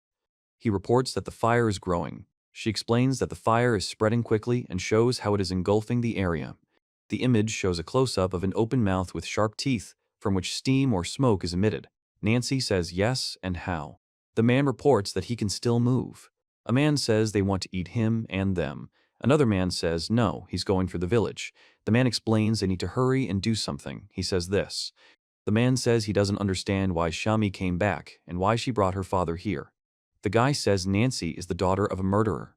Nancy says he's a bleeding, dirty little angel of death. The guy screams that they're miserable bastards, irresponsible pieces of trash, and have no conscience. The dragon-headed man explains that he's an incarnate from this village and asks if they were paid a large compensation. The dragon-headed man also says that as soon as a man explains that it was the weakness of humans, their thirst for power, that created them, and another man tells them not to forget that. Nancy says they have a duty to clean up the mess they created. Nancy explains that they need to lure him to the center of the village, surround him, and burn him because he's lost. He says that if they let him go, it won't just be this village that suffers, and he says that they have to end this here and now. Nancy says they need to hurry and get out of here, explaining that he may not look human, but he is her father, and she is going to stop him. The man and the boy walk forward. The man and the boy look scared. The man says they can't afford to be caught, and says they must run. Men on the street run away, trying to escape their pursuers. Nancy says her father tried to protect them, and also tells them that Peugeot is a village, and she is one. The man explains that he has lost his mind and is destroying everything he holds dear. He says that Hank really missed it, and at the same time he says that he couldn't. Nancy says that's right. He kills them to protect their hopes. A woman tells the monster to stop. The woman continues to demand it stop while simultaneously striking the monster. The man tells the monster to stop by striking its head and body. The guy yells to stop while shooting. The man continues shooting, ordering them to stop. The girl shouts for them to follow. The man and girl say they are following her. Nancy reports that it's chapter 13 and they're on their way again.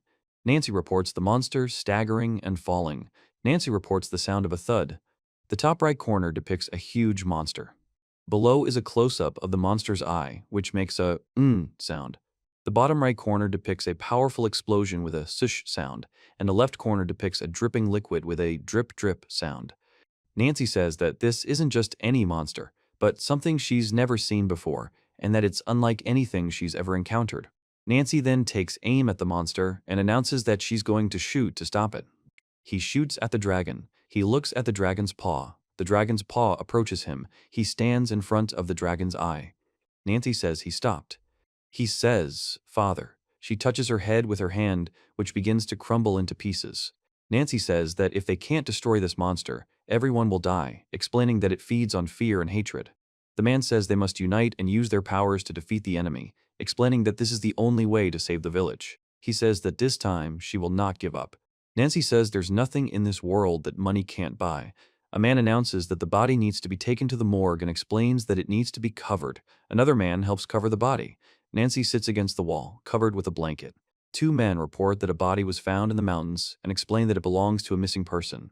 He says that he recognized the place and says that something important happened here. Nancy explains that the bullet that hit the dragon failed to penetrate its skin and says that this proves that the dragon has very strong armor. He says that she killed her father and asks her to stop. Then he calls him father. The man says it's a hunting rifle for shooting animals. The man explains to Charlie that the area is full of wolves and other animals, and someday she'll have to take up the gun to protect the village. The man tells Charlie to listen carefully and keep this in her heart. Nancy says good morning and notices that Lisa appears to have been here all night. Lisa says good morning and calls Nancy by name. He says she can't drink hot drinks because she has a sensitive mouth. The man says he doesn't like hot drinks either. Nancy tells Charlie to listen and tells her what she's been thinking. Charlie remains silent. He says that at the moment of his death, when he extended his hand, he must have remembered you. Nancy says she doesn't understand what's going on and asks for an explanation. Lisa thanks her. He says she's fine, a little confused, but okay. She explains that on the day Hank killed her father, she knew absolutely nothing and couldn't understand why he could have been killed. She hated Hank and was looking for him. Now, everything is different. Nancy says she was able to say goodbye properly and is now happy. The girl asks what happened. He says everything is fine. She hugs the girl. The man reports that there have been no incidents in the area. Nancy says that's right. The man asks what they're going to do with her father. The man expresses doubt. He says it doesn't look like he has anything to move. The man says they won't leave in here this time. The military will be collecting the bodies, since after what happened, the residents are worried he might do something again. The man tells the soldier to watch his language and explains that he may be a beast now, but he used to be a man just like them. The man identifies himself as Sergeant Gerald Corlani, the major's adjutant, and says it's a pleasure to meet him. The man explains that there's no such thing as tact in front of a lady. The man apologizes deeply and begs for forgiveness. The man says that Nancy did a great job yesterday and showed everyone what bravery means. He then explains that this squad is an elite group that has undergone special training, but many of them are still young and lacking experience, and few are able to look a giant reincarnated being in the eye without.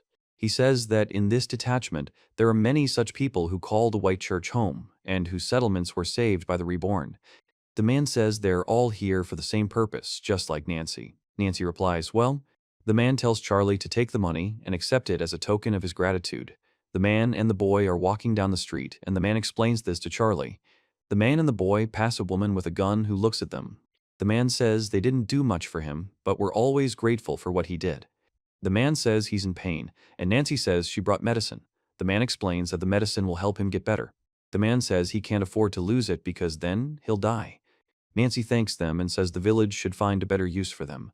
The man says no. The man asks Charlie to just take them, but Charlie demands to grab them. The woman says that at a time like this, they should at least be allowed to save face. He expresses bewilderment. The man says something, turning his back to the two women. Nancy says there's nothing in this world that can't be destroyed. The man explains they're heading to the church where their target is. The guy says he's repeating himself, of course, but wants to make sure the girl is sure she wants to go.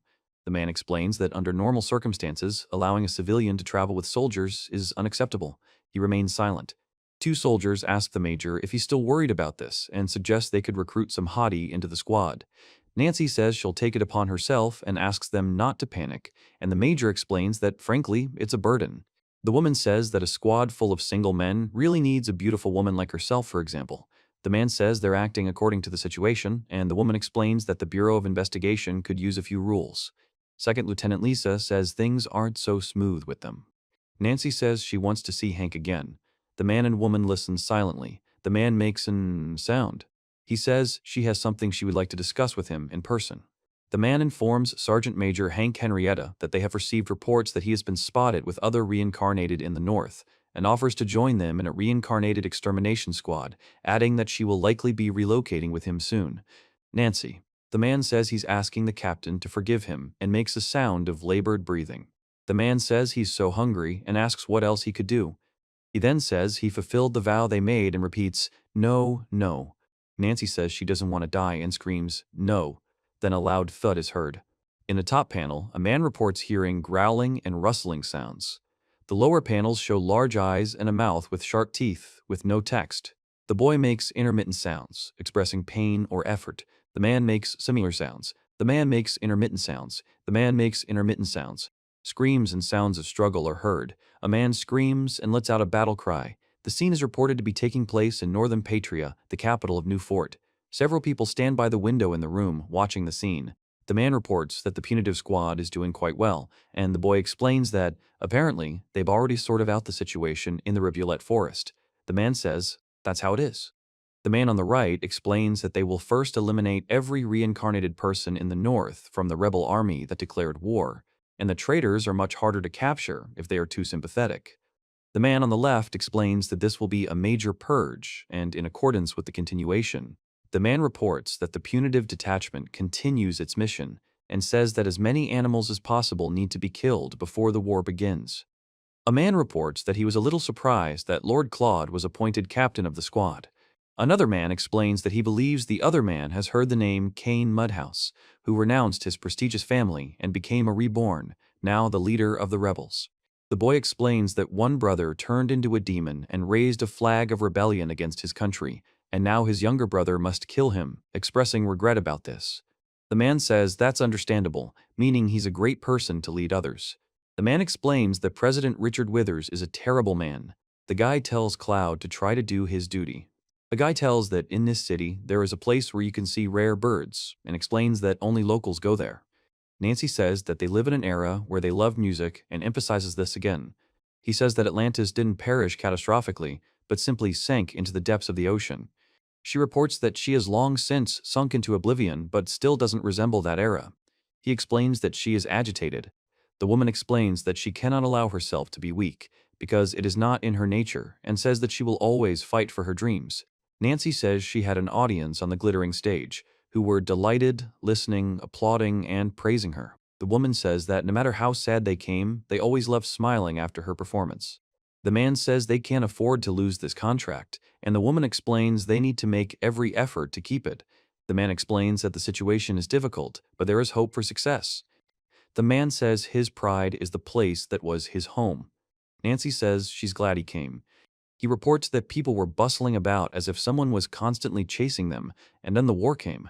She explains that the city has changed, and those who once enjoyed beautiful music and lively festivities are simply gone. Nancy reports that her songs, which brought joy to people, turned out to be unnecessary and are not able to help anyone. Upper right, the girl says she could no longer help her musicians, who were mired in despair and lost everything again. Lower right, the girl and the boy are talking. Lower left, the boy says he said back then that he had the strength to end the war, and adds that, in any case, it is reported that the power, once used, there is no turning back.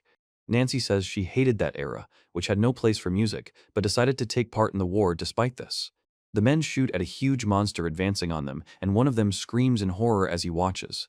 The guy says thank you to Danny, the man shouts. The man says he's killed many on the battlefield. The man explains he'll take the rope and mark its spoon so he can see someone again in the morning. Nancy says this song. The girl says that this is the song that she loved so much and that she sang it countless times.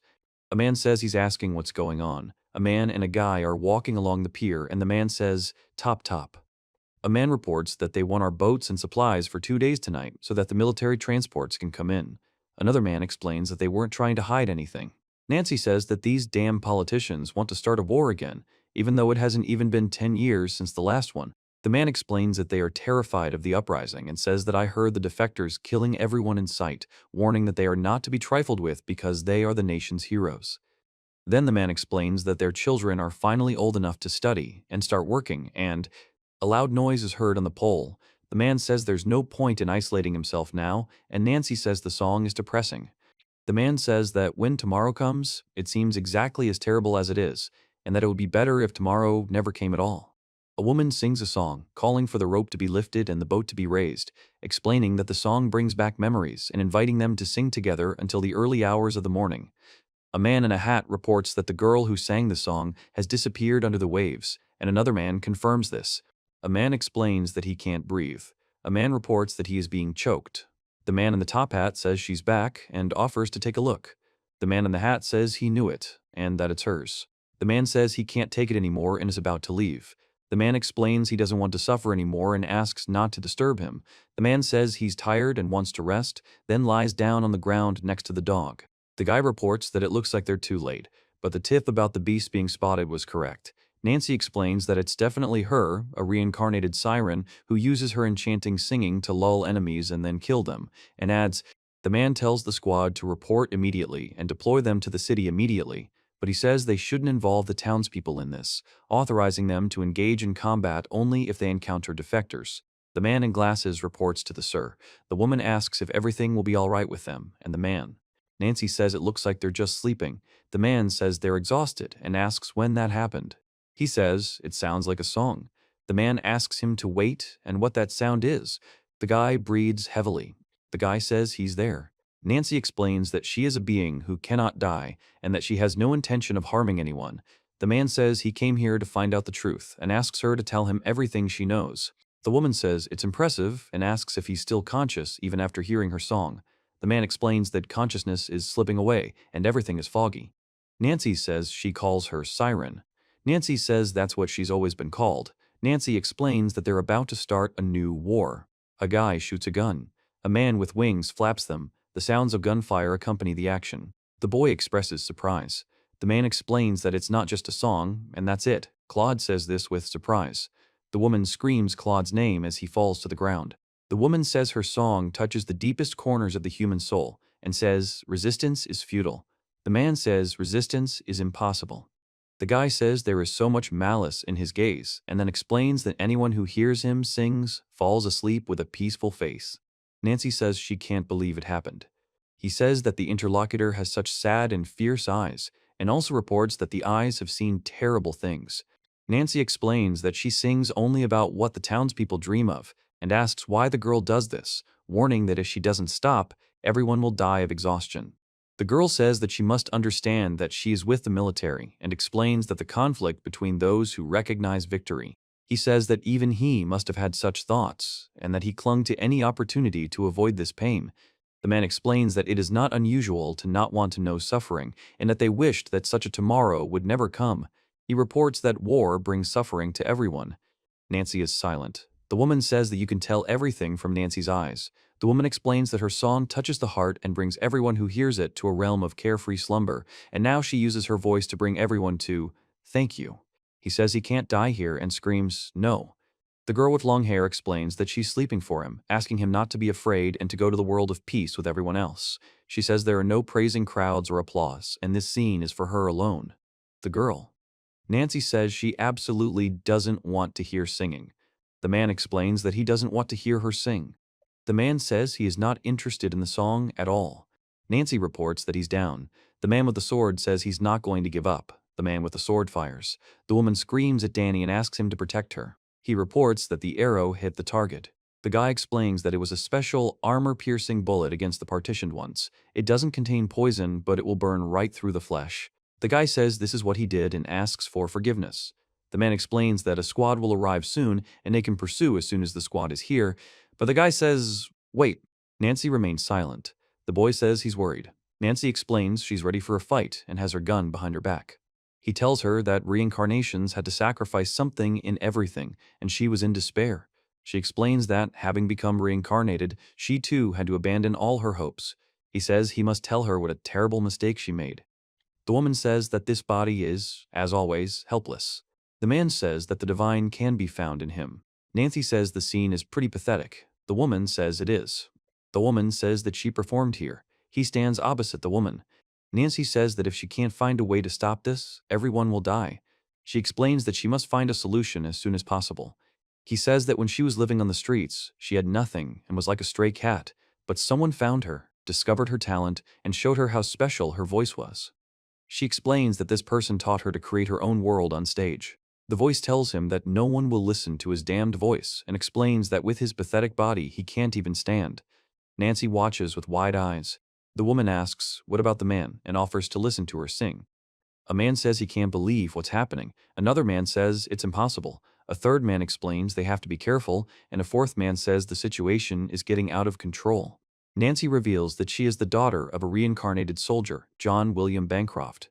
Nancy explains that when she was little, her father would tell her many stories in a gentle voice. She explains that when he returned from the war, he lost his voice, but was still himself until the very end. He says that the woman he's talking to is the same way, and if she wants to sing, she should sing the way she's used to, and asks to be allowed to hear her sing.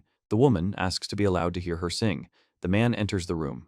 The guy tells them that if they don't surrender, they will die, and says they can't afford to die. The men stand silently next to him. The guy shouts that it's the enemy and orders fire. Nancy says, wait. The girl with long hair looks scared. The clicking sounds are produced by 3 swords. Nancy says she knows that hideous sound from the battlefield. The man reports that the sound. The woman says it's impossible. The woman says she can't die. The woman says her song can't be stopped by hasty shots. The man shouts no and asks if she still wants to fight. Nancy says this song is different. She explains that the wind won't shake or break the boat, and so it goes again. Nancy says, let's sing together in the morning so that through the lilacs we can hear its confusion about how they miss you, how they wait. The woman says that someone will never return. Then a wing flapping is shown, after which the girl reports the sound of an impact and sees something crashing hard into the ground. The guy says they caught someone. Nancy asks for her name. The woman says her name is Beatrice, but everyone just calls her Triss. He remains silent. Nancy says she can't believe the mermaid died and explains that the mermaid was a very rare creature that shouldn't have died. She explains that the mermaid will now live in people's memories forever. The man in the hat says she's the girl who sang at the bar and asks why she did that. The man with the beard says she hated them. The man explains that she was scared. She only wanted to protect herself. Nancy says it's nothing more than exterminating annoying parasites and asks if that's why she was killed. The man explains that the death squad was formed because they weren't like Hank Honret. The guy says he doesn't know what the other guy means by being a monster hunter, but when they find him, he'll pay with his life, no matter who tries to stop them. He remains silent and says it's best not to forget that. Nancy says the fort is absolutely stunning. The man explains that all of this is the sum of the combined labor of humans and reincarnated beings. The man explains that this is incredible power, and the North is eager to destroy them, calling this disconcerting stupidity. The man explains that one worrying point is why the army wasn't sent north immediately after the outbreak of the rebellion. The man says this isn't a head start for preparing the troops and turns to Sir Kane. Nancy says one of the most common misconceptions about this is that they, the reincarnated ones, are actually quite weak. The man says that they deigned to joke.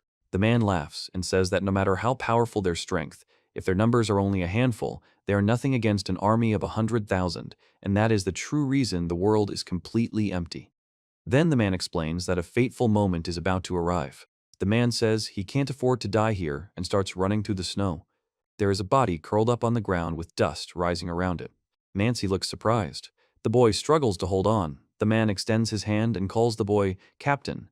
The man says it would be better if they just didn't come back and asks why he looks so ugly in that uniform. The guy says to Captain Hank, Captain Hank, why are we having to do all this? The guy says RTX. The creature tells the captain that this can't be called a fair trial. The guy says he doesn't want to end up like them and that he doesn't want to die. The guy says he can't die because he didn't do what he wanted. The guy says he can't take it anymore and that he's tired. The man says he can't afford to lose. The guy says he'll keep his promise. He wonders what the point of that promise is now, and who's even allowed to decide what constitutes justice, since no one knows this phantom. The guy says that if he doesn't stop this man now, he'll die. Then the guy looks at the approaching figure. The guy says he's been waiting for ex-Captain Hank for a while. The man with the wolf's head says this. The man reports that he received a message from Cain, telling him to join him and not kill any more of their fellow reborn. The guy remains silent. The wolf informs him that if he refuses, he is ordered to kill the guy. The guy says he took Cain's side, and the man says they made no such promise. The guy says he's still persistently erasing the past, and that Hank can no longer see the whole picture. Hank says this means he'll have to kill Roy too. Roy starts talking. The man in a werewolf's guise says the squad broke up long ago and asks not to call him that. The guy listens. The reborn Garm says that he is now reborn, and the man shouts Hanukkah and says that the hour of death has come. The man tells Major Withers that they have received a message. Nancy says the message has arrived now. The man reports that the body of a reincarnated Yeti that died a couple of days ago from the Force was found, meaning the target might still be around, and he accepts this. He says, just don't say it's the target. The guy explains that, based on eyewitness accounts, there's a chance the target will likely come into contact with the two closest reincarnated individuals, meaning it's Hank, not Siren, that Henrietta should really be looking for. He announces that the target is now a reincarnated werewolf. The man says he can't take it anymore and asks to stop. It's been 2 days already. No, 3. The guy says he won't be able to maintain this form any longer. The man says he could give her a little head start since he's already caught up with Nancy. He says there's someone in the forest and warns her that if he attacks, she'll fight back. The man says it could be a wolf and explains that the forest is dangerous. The guy says he thinks he already knows where the enemy is, and that it looks like they'll have to fight him in the woods after all. The man says he'll only have one shot, aiming well below the throat, between the bones, behind the ribs, and against his heart. The black creature screams. The top panel on the right shows a dinosaur. In the panel below, the dinosaur says it has found a companion. The top panel on the left shows the dinosaur's mouth with sharp teeth. In the panel below, the dinosaur charges, delivering a powerful blow. The boy says he can't afford to lose. The man and boy prepare to fight. The man looks straight ahead. The wolf informs him that it won't be that simple, as they both know what needs to be done. The man clenches his fist where the arrow is lodged and looks at him with tension. A boy screams in pain after being hit. A man watches him. Then the man lies on the ground and says it's already dawn. The man, in the form of a beast, walks away. The wolf says that he will not let you leave now, and at the same time says that, not now. The man says he can't go on any longer. Nancy explains that they must continue on, despite the difficulties. The man says he doesn't want to be a burden and asks to be left behind. Nancy explains that no one will be left behind and that they will all reach their destination together. He says he's fine for now. The woman explains that a snowstorm at this time of year is bad luck here and asks him to let her know if it gets cold. A guy asks a man if he has pain, to which the man says, it's nothing. The guy says he was thinking about pursuing Sergeant Major Hutt, and after killing Letty, he headed through the mountains in a fairly direct route, but they don't even know if they're getting closer. He explains that if they had run a little faster, they could have caught up with him long ago. The man says it's good they've come this far, and warns Major Claude that pushing himself too hard won't do any good. Major Claude remains silent. Nancy says this is where they're camping for the night, and the man says this is it. The man reports that the Mazal Peak watch fort has been empty for a while, but it's the best place to rest and have someone on guard duty. The guy says at least. Then the man falls to the ground, and another man yells to Major Claude that he's on fire. The upper right corner shows a window with a view of the night sky. A man lies down and says he can't sleep. The guy says he slept for a very long time, and not even half a day has passed. The girl remains silent. The guy explains that he's feeling better and apologizes for the trouble he's caused. The woman says he might not think so, but she knows something too, so he shouldn't even try to lie to her. She says he should rest, at least for a little while, but he needs all the strength he has left to recover properly. Nancy reports that there is also a severe snowstorm outside, and the man says that there is nothing they can do now anyway. The woman says it's better to sleep. The man remains silent. Nancy says this is exactly what they've been training for, and that now's the perfect opportunity. The man explains that this is exactly when. The woman asks what the man is doing and says he reminds her of someone from her past, just like her younger brother. The man explains that he wants to live up to the expectations placed on them. The guy warns the woman not to treat him like a child, as he's a grown man. The woman says that the grown man. The man says he's a sergeant. The man explains he's glad to see the sergeant alive. The man explains the sergeant was wounded and is in the hospital room. The man says he can't believe what's happening. The man explains that the situation is causing him great anxiety. The man informs Gerald. The man reports that the scouts saw a silhouette similar to their special target, Sergeant Major Hank, but there was another unidentified crosshair with him. The woman explains that the sergeant, the major, and the crosshair got into a fight, and it was in the wrap. The guy says there shouldn't be any other reincarnated here, and at the same time he says there's another one. Nancy says she has a map in her hand. The man tells her what's going on. The clock tower is lit, and the clock shows 12 thudded. The man says he can't hold back any longer and is going to destroy everything around him to prevent his enemies from winning. The guy says he can't believe it happened. The right panel shows an explosion with flying debris. The left panel shows a hand sticking out from the rubble. The guy says he killed them and destroyed them. The top panel depicts a hand with long claws, covered in bloodstains. In the bottom panel, Nancy looks on in fear. The guy says he can't let anyone die.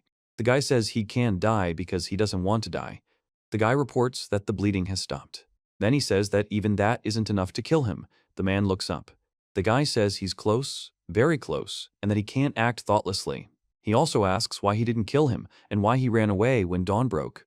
The guy says, asking if Nancy slept well. The wolf-headed character says that the fear felt by the interlocutor in his fragile human form will cause him to awaken. The man informs him that night will soon fall and suggests continuing the battle. The same character explains that the hunt will continue joyfully, without escape or even death. The guy says he should already be dead inside, trapped in his past, and now he'll be torn apart by the fangs of Garm, the watchdog of Hell's Gates. He explains that he's wasting his time being human and suggests they transform so they can tear each other apart like beasts. Then the guy asks how he can. The woman says they now have 2 targets. The man explains that they are unaware of the possibility of other targets, which makes the situation dangerous.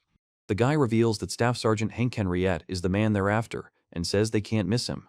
Nancy says they need to do everything they can to deal with this beast. The woman says it doesn't matter what they sacrifice. The man with the mustache says they'll now move on to discussing strategy. The man says he would prefer Major Klawa to stay here with a few soldiers. The guy tells Gerald, then the man tells him who the hell gave him the right. The man explains that their battle will not end here, and they must fight until all the reborn are exterminated. He explains that they must survive until that day comes. The guy says that it should be left to soldiers like him and asks him to take care of his own safety, sir. The guy says that. The woman offers to keep the guy company if he's lonely, so it can be like before. The guy yells something, and Nancy says everything will be fine. The guy says it's not time for games.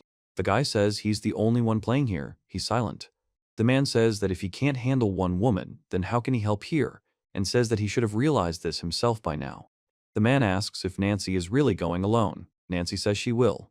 The man says it will be dangerous and rude, and there's no point in talking about it now. The woman explains that it's difficult for Shal to talk about it, but asks her to be careful. He says he knows and is ready. The guy says he is tired. On stage, a man in a cloak kneels facing a wolf-headed creature standing opposite him in the forest. There are no text blocks or speech bubbles in the image. The wolf says one mustn't forget the feeling of omnipotence and asks how long a person will cling to human form. The man explains that constantly denying and deceiving oneself is the only way to maintain one's dignity. The guy says he's afraid to change and afraid he won't be able to control himself. The guy says he can handle the interlocutor even being who he is and asks what's wrong with that. The guy says it's not just a demon, but a demon that devours souls. He explains that if left unchecked, it will consume everything around it and destroy the world. The monster says he can smell lies in the guy's breath, then stabs him in the chest, causing the guy to fly back. The boy screams as he is grabbed by the shoulder. Then he looks in horror as the black beast approaches and crashes into the ground next to him. The boy raises his dagger, and the man in wolf form growls and tries to grab the boy sitting on his shoulder. The man in wolf form lets out a loud roar, then a powerful blow follows. The boy looks on in fear. The guy delivers multiple blows to the opponent, who is clenching his hand. Then the opponent suddenly attacks, creating an explosion. A boy screams as a large clawed hand attacks him. He says that dogs and humans are so weak. The wolf says that the brothers are so weak living in this world, and asks if Hank from those days has already disappeared. He then asks if this means he will eventually die in this war. The man says that this war taught him how to live. The man says he can't believe this happened and says he's not going to give up. The young man explains that in 1870, compulsory military service was introduced in Japan, and now all men are required to carry arms. He explains that this is due to the need to protect the country and maintain order. A man reports that enemy troops are lined up on a hill and ready for battle. He explains that their numerical superiority in position pose a serious threat. A soldier on horseback tells them to keep moving forward until they see their reflection in the enemy's eyes, and recalls his training. A guy with a gun prepares to shoot. It is reported that he was there in hell, where they could hardly tell whether they were alive or dead. Nancy reports that trained muscles and automatic drills did not help. The man reports that the gun is loaded.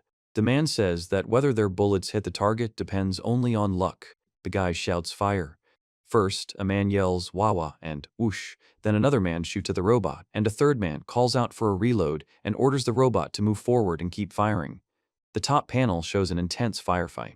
The text states that the soldiers, like pioneers, fought for freedom and independence and were expected to live and die with honor.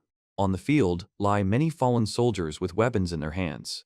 The man reports that the worms began eating them before they even took their last breath. Then the man says that the man reports that he survived. The boy says they can't afford to die here and asks for help getting up. The man says they must keep going despite their fatigue. The man says they made a deal and now he will monitor compliance. He also says that if he sees any violations, he will take immediate action. The boy explains that there's nothing in this world that can't be changed, and he's not going to give up. The man explains that they must unite to change the future. Nancy says they must act now, or it will be too late. The man explains that they have a chance to change the course of history if they work together. The guy says that people have gathered here today. Nancy says they are imperfect. The man with short dark hair says they are doomed to die, and the man with blonde hair explains they are rejected by the world. The man says that even with a small force, they can change the course of the war, and if there's something they're willing to give their lives for, that's enough. The woman says that this terrifying power must never fall into the hands of a single person. The man says that they must take a sacred oath, and therefore, the guy says that those who lose their humanity will have to die at the hands of their commander. The man says that if he loses, he will leave the organization. The man explains that he can't afford to lose. The man in the back says he has no intention of giving up. The man in the middle says he's ready to fight to the end and isn't afraid of the consequences. The guy says he's not going to give up, and the man explains he's not going to back down either. The guy says he can't afford to lose. The man explains he's not going to give up and intends to see it through. Nancy says she can't believe he actually did this and explains that she can't stay here any longer. The man says he doesn't mean to harm her and asks her not to be afraid. The man speaks fire and orders not to let the monsters break through. Shown is the head of a dog, growling or barking. In the upper right panel, a man in a hat, a man, and a woman hold hands and look up as a monstrous beast leaps toward them. In the middle right panel, the same three men look forward with expressions of horror. In the left panel, the beast leaps and impales several men, who scream in pain. The top right inscription states that they have become the wind that sweeps across the battlefield. A man screams while sitting on the floor, pointing a gun at a wolf. The bottom right depicts the sound of a blow or movement. The large werewolf says he and his brother don't intend to kill the man, but only want to talk. The small werewolf explains they don't mean to harm him, but simply want to understand why the man is shooting at them. The man says he's defending himself because he fears for his life. The guy turns around suddenly in fear, and the man behind him suddenly stabs the guy in the neck with a knife, piercing him. Nancy says it's not a man, but a beast, and explains that it will kill them all if left unchecked. The man explains that the creature cannot be destroyed with conventional weapons. Nancy explains that she has a way to deal with it, but warns that it will be dangerous. The man agrees. The man says that it is not a human, but a demon, and explains that it cannot be killed with ordinary weapons. The man on the right says he loved their squad, Kane and the others. The man on the left says he could go anywhere with them. The man in the center explains that death was always on their heels, but they'd never felt the flow of life like this before. The guy says he was supposed to die again and starts speaking with an uncertain sound. The boy explains that Kane started the war and now they can live again. Through pain and suffering, they feel alive. They are alive, they have a right to exist, and they can die. The man explains that, as soldiers, they can die in glory and live with loyalty. The guy says it's Roy's nature and calls him a dog through and through. Then an explosion is shown. The boy screams in pain. Nancy reports that he is injured. The man reports that the enemy is apparently closer than they thought and suggests they continue with the plan. The man addresses her as you. He silently looks ahead. An explosion occurs below. Nancy says it can't be true and declares it impossible. The next scene depicts a fight between two wolves, one light and one dark. Below, a man and woman stand together against a backdrop of explosions or powerful energy. He says it's not just snow, but pollen, which can cause allergies. She explains that the pollen is coming from the mountain and warns people to be careful. Nancy says Hank. The man shouts that he is starting a raid and orders that the monsters not be allowed to escape. The top panel depicts the face of a beast with a brightly glowing eye and bared teeth. In the lower panels, two beasts suffer multiple chest wounds, bleeding profusely. A wolf growls and bites another wolf in the chest, which makes intermittent sounds. A man rips out an eye from a creature with a mouth resembling an animal's face. The man looks at the torn-out eye. The man claims that a spirit lives in this forest, guarding it and preventing anyone from passing through. He explains that if anyone tries to disturb the peace, the spirit will punish the trespasser.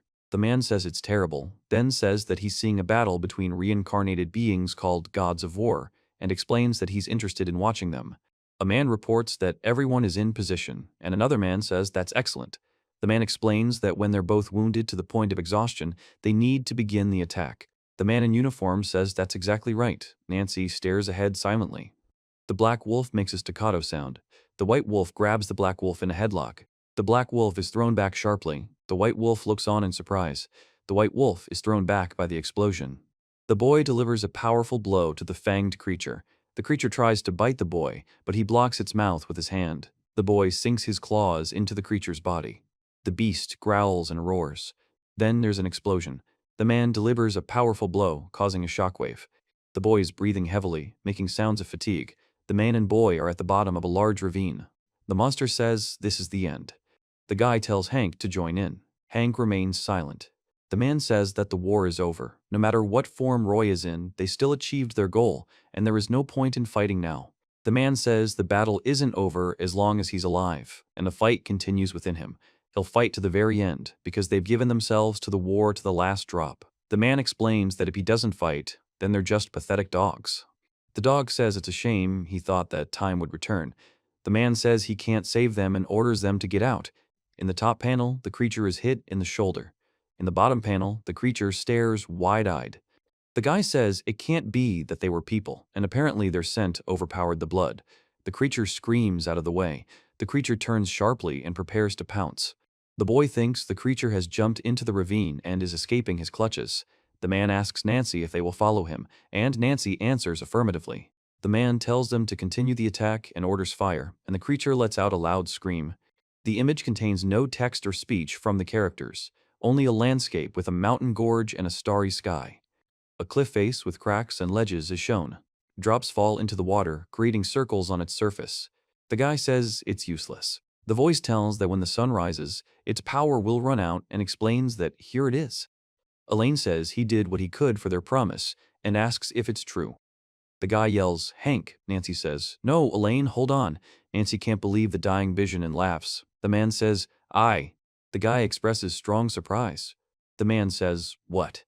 The woman says he's alive. The man says he's alive. Nancy says it's a cup of tea and says she's handing it to Hank. The guy is silent, looking at the smoking object in his hands. Another guy says he can't believe it actually works. The man says that the person he is talking to doesn't change. The guy says there's only one room in the house, and if Nancy wants to stay, she'll have to sleep in the same room with him. Nancy says she's not going to stay. He says she's glad and that Hank hasn't changed either. Nancy says she can't afford to be weak because she has a goal. The man replies that he understands and asks if that's really true. He says he takes back his words and notices that his interlocutor has grown slightly. The girl asks, surprised, why that is. He explains that she hasn't grown at all, not even a millimeter. The man stares silently. Nancy says she might have gained a little weight then because something had changed. UC apologizes and says there's no need to say it. The guy says he's glad the girl is safe. He explains that it's rude to leave her and disappear. The guy confirms this with the word yes. Nancy says she wants to understand why her father was killed and why he wasn't told directly. The man explains that he didn't say anything because he thought she already figured it out. He says she saw his father alive in the village where she grew up. The man asks in surprise what she said. The image does not contain text or speech from the characters. The guy says this is what happened and then says it's clear. Nancy says he was afraid of turning into a monster, and his oath was his salvation, knowing he would be killed by you or anyone else who remembered him as a human. Nancy explains that she wanted to tell it through poetry. The guy says he forgives him. He looks at him with wide eyes. The guy says what kind of world will grant them forgiveness for their sins, and asks if it's the murder of their comrades. Nancy says this. The beast asks where someone is, and orders the soldiers to line up and put their throats so that he can tear them all apart at once. Then he spots the target and shouts that here it is. The wolf attacks, startling the man with the gun, who says he's alone. The wolf suffers multiple wounds from the shots. The mustachioed man explains that the wolf is much faster and stronger than them, and therefore easily subdued, leaving the reincarnated one with only one option. The man explains that they have high-caliber rifles and high-pressure ammunition made specifically for them. He explains that the highly trained soldiers are designed to operate independently without a commander, and that they are built to sacrifice themselves to take Nancy. The man says that this is the only way they can fight, but the bullets will come at him like a wall until the last soldier falls, and he says that times have changed. The next panel shows him fending off the attack. The guy says it's a special way of fighting. He says you have to die for no reason, just like that, and dying just like they did. The guy says what kind of world they'll give them if he forgives the sin of killing his comrades. Nancy looks at the guy in surprise. The guy smiles. The boy says that whoever loses their humanity will be killed by their comrades, and that he fought while keeping faith in the oath they made that day. The guy says he killed his comrades who wanted to live. The guy says he can't let himself forget the last vow they made to each other as people. He explains that it's simple, but still, Nancy listens. The image depicts a fight between two wolves, who are growling and showing sharp teeth to each other. Nancy says the guy should wait. The guy says he'll kill her. He says he doesn't understand what's going on. The boy says that every time he uses his power, he becomes less and less himself, and he fears turning completely into a beast, losing the humanity that would allow him to fulfill his oath. He explains that he wants to die while he still remembers them. The man says he can't afford to lose Nancy. He says that he doesn't want him to die and asks her not to leave her alone. Nancy says she can't believe he actually came and explains that she didn't want him to see her like this. The man says he has no intention of leaving and that he will always be there no matter what. The man says that his interlocutor is right and laughs. The guy says no one else can do it and asks for forgiveness. The man takes off his coat. Nancy says she wants to ask a favor. The guy asks to remember them at least a little and says, please, remember us. The man reports to the sir. A man reports that they have 13 dead, and another man says that 8 wounded are unable to continue the battle. The men react to the sound of a gunshot.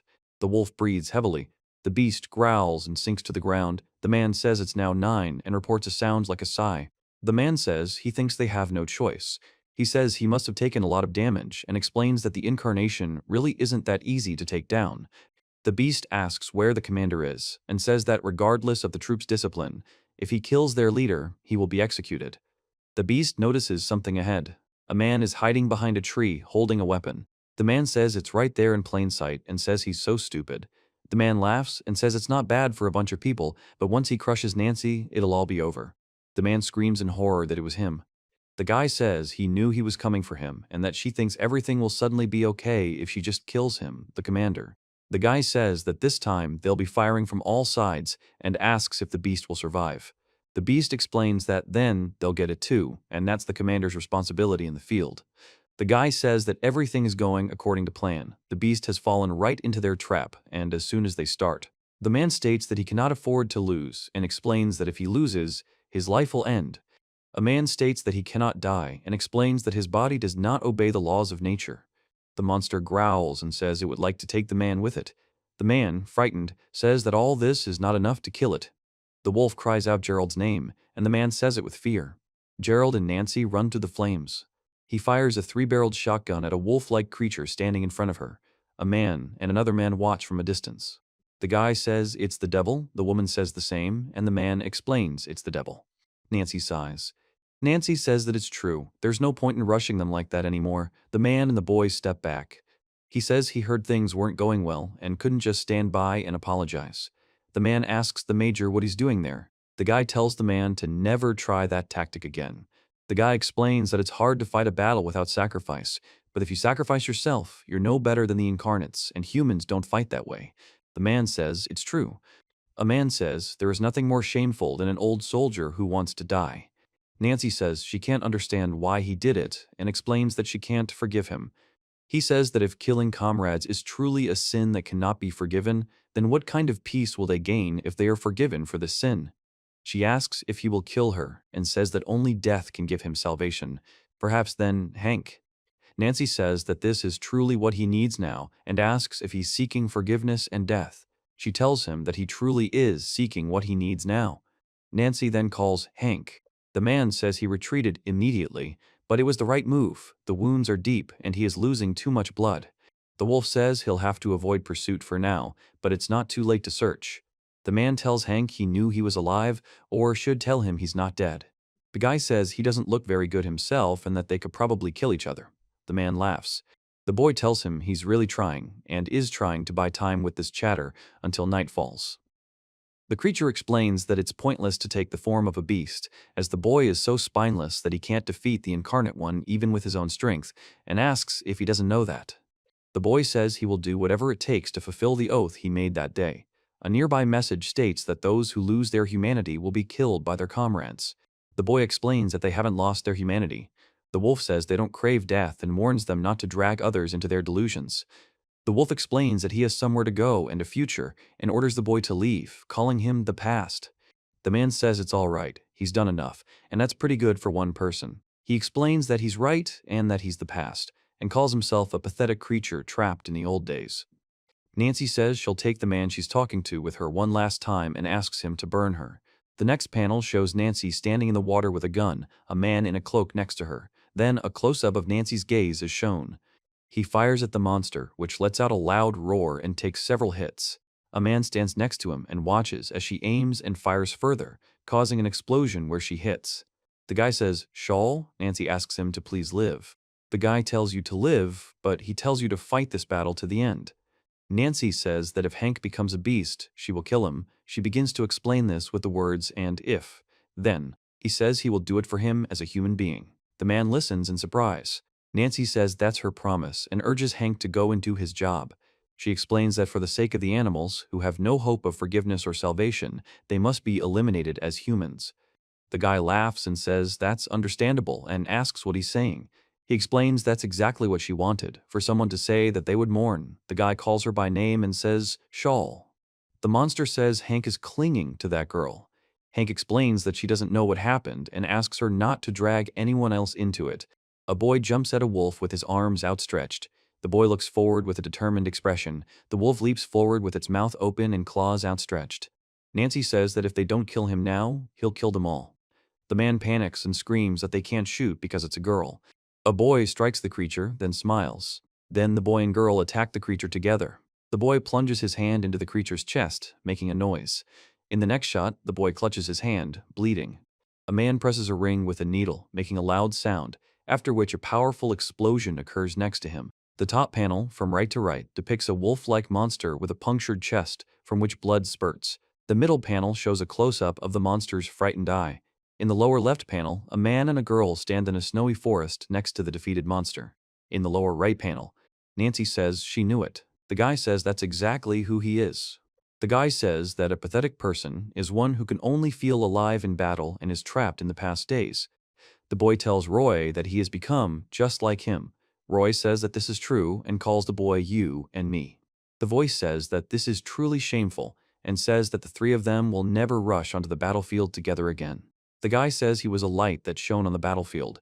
The man explains that the guy looked great. The guy says that he can't live like this anymore and that he doesn't want to suffer anymore. A sound is heard against the backdrop of snow-covered fir trees. A man holding a gun sits down on the ground, and Nancy tells Hank his name. Nancy explains that they are surrounded by a group of people approaching them. The man says they finally met. The guy says Hank Henrietta. The girl explains he's an animal hunter. Nancy says that if there are no problems, they can return to the city by evening. The girl explains that this will allow them to rest peacefully and prepare for the next day. He says that this is the former reincarnated captain of the platoon. The man explains that his name is Hank Henriette and that he is a werewolf. The man says he's been wandering since the end of the war, killing his own power. The boy explains that the Intelligence Bureau hoped to tame the man, but that led to the incident at the White Church. The man explains that the Incarnate regenerate and asks if the boy thinks that. The boy says he can't afford to die, and the man says he's not going to kill him. The man says they are destroying the Incarnates and will no longer rely on the power of the Incarnate. That power was a mistake. The boy asks if he is taking on this role for him and what he knows about the Incarnates in the war. The man says the boy is right and will therefore tell him everything he knows about the Incarnates. There. The guy says that the girl has all the information he needs. The man looks at his phone. Nancy is standing next to the other girl. The guy says he knows everything there is to know to destroy them. The man says he has his own reasons and begins introducing himself. The guy calls the man Cloud Witters and asks if he's Kane's younger brother. The boy asks Hank why he abandoned his family, became incarnate, and betrayed his homeland, and demands to know why his once gentle brother did all this. Hank says he wants to stop his brother, no matter the cost. The boy explains that no matter why, he's lost his humanity. Nancy speaks to Major Cloud. The girl informs him that he is Major Cloud. He thanks her for taking her along, even though she's not a soldier, and asks for permission to say something. Then he says there's no good in blaming Hank. The man explains that the coup de grace squad was created to destroy the Incarnate, and Hank destroys Incarnates who have lost their humanity. The man says they may have disagreements, but ultimately, their goal is the same. The man asks if they can't work together for now. The woman says it's a great idea and asks about equipment, then informs them that Nancy has the guns, which should take care of everything. Nancy explains that they can then wait until all the other incarnations are destroyed, and if they really need to take Hank's life. He says that in the end, Hank is the only incarnate who will fight other incarnates. The man says that there is no one in the castle except him and that he is guarding the entrance. The man explains that if someone wants to enter, they must first go through him. The guy says he can't afford to lose. The man explains that their mission is to destroy all the incarnates who are wreaking havoc, and to do so, they need reliable help. The boy asks if he's trying to convince the man otherwise. The guy says this man still has some rational thinking ability at least. The guy says he knows. The guy says that when they first met, Nancy wasn't the type to stay in a place like that. Nancy explains that a lot has happened and she's really changed. He says that she even practiced shooting, and the man tells her a surprise. The guy says they'll be mired in many battles from now on and asks if Nancy is sure she'll be okay. Nancy says that from the day her father left for war, she was sure this would happen and that her father is gone, so she has nowhere to return to. He says that wherever she wants to be, she is exactly where she should be. The man says that it is understood. The man thanks Shawl. The guy says they may be scouts, but going that far isn't the best idea, and asks if the other guy thinks it's a good idea. The man reports that they've let their guard down. He says they're still far away, and even if they're spotted, there's nothing they can do, and asks if the man is chickening out. The man says, and asks who it is. The man says that if he can't win, he will die. The sound of the bowstring being pulled is heard when holding the arrow in your hand. A centaur shoots a bow. A man and a boy notice the arrow, and the man asks what it is. The boy expresses doubt. The man screams in pain when the arrow hits him. The centaur says, The man says it's quite a nice feeling when you hit the target every time. A year has passed since New Patria declared independence, and this war comes at a difficult time for the northern United States of Patria. Many incarnates still remain in the north, and if they cooperated with the New Patria rebel forces, the northern capital would be destroyed. It is reported that great mountains divided the land, running from north to south. It is reported that there was a town on the western slopes called Bald Creek. The story goes that the old town, originally founded as a stronghold for the development of the western region, was rebuilt as a military stronghold for the New Patria. Nancy reports that only mountains stood between the forces of New Patria and Newfort, the northern capital. The rebels had gotten too close to the north, and the north took on the mission of capturing Bald Creek. It is reported that a war will soon begin between the United States of Patria and the free nation of New Patria, and everyone will once again plunge into an era of turmoil. The man explains that they knew it would happen, but they can't say they had enough time to prepare and that there were no incarnates near the capital. The man explains that they ultimately have to say. The man says he expects nothing less from the president's son, then says the Col de Grace squad continues to impress and calls it great news. A man reports that the rebel forces have taken in many incarnates and asks if they can truly succeed, speculating what if they face the atrocities the Southern Army faced in the last war. Another man explains that most of the soldiers stationed The boy says there's nothing in this world that can't be bought with money, and explains that if you have money, you can get anything. Nancy explains that there's only one law in this world, the law of money, and says that if you don't have money, you can't survive. The man on the horse says, on a road in the mountains, a group of soldiers and escorts are moving in one direction. 2 men are leading horses with cargo, the rest are walking. 1 man is riding a horse. A man explains that in the army, it's not customary to complain about fatigue, and explains that if someone is tired, they're not strong enough. Another man says that if fatigue persists, you just need to rest. A third man explains that in the army, you need to be strong and not show weakness. Thursday. The boy is silent. Nancy looks ahead. The woman explains that even in the army, the incarnate are no longer gods, or so it seems. A man in uniform says something to another man in uniform.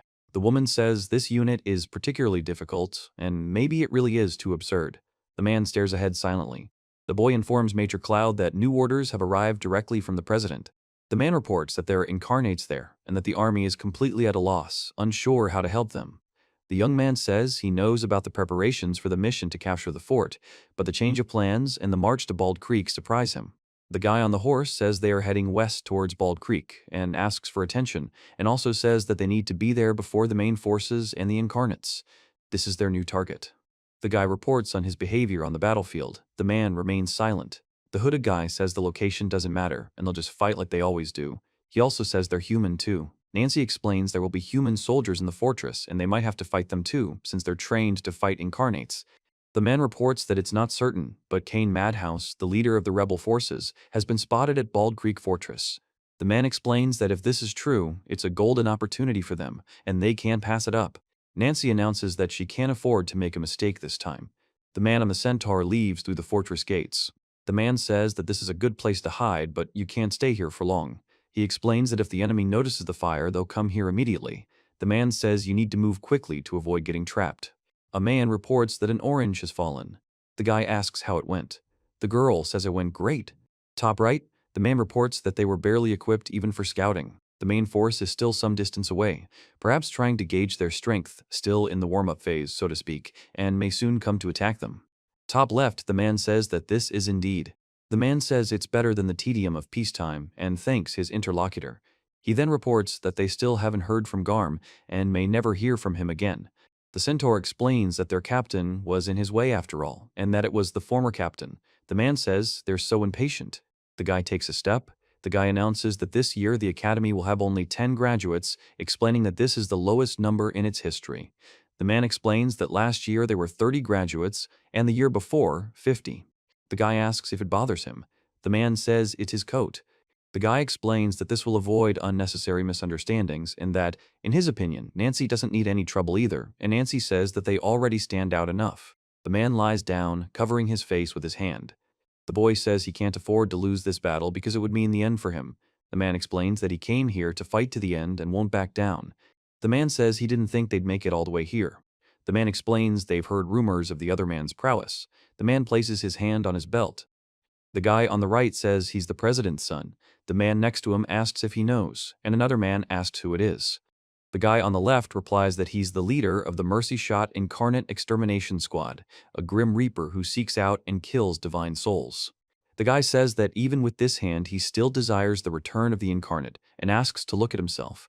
Then the man explains that he did not feel the terrible power on himself, and adds that even the president says that these are not saints and not close to this, and suggests simply accepting the catastrophe in the white church.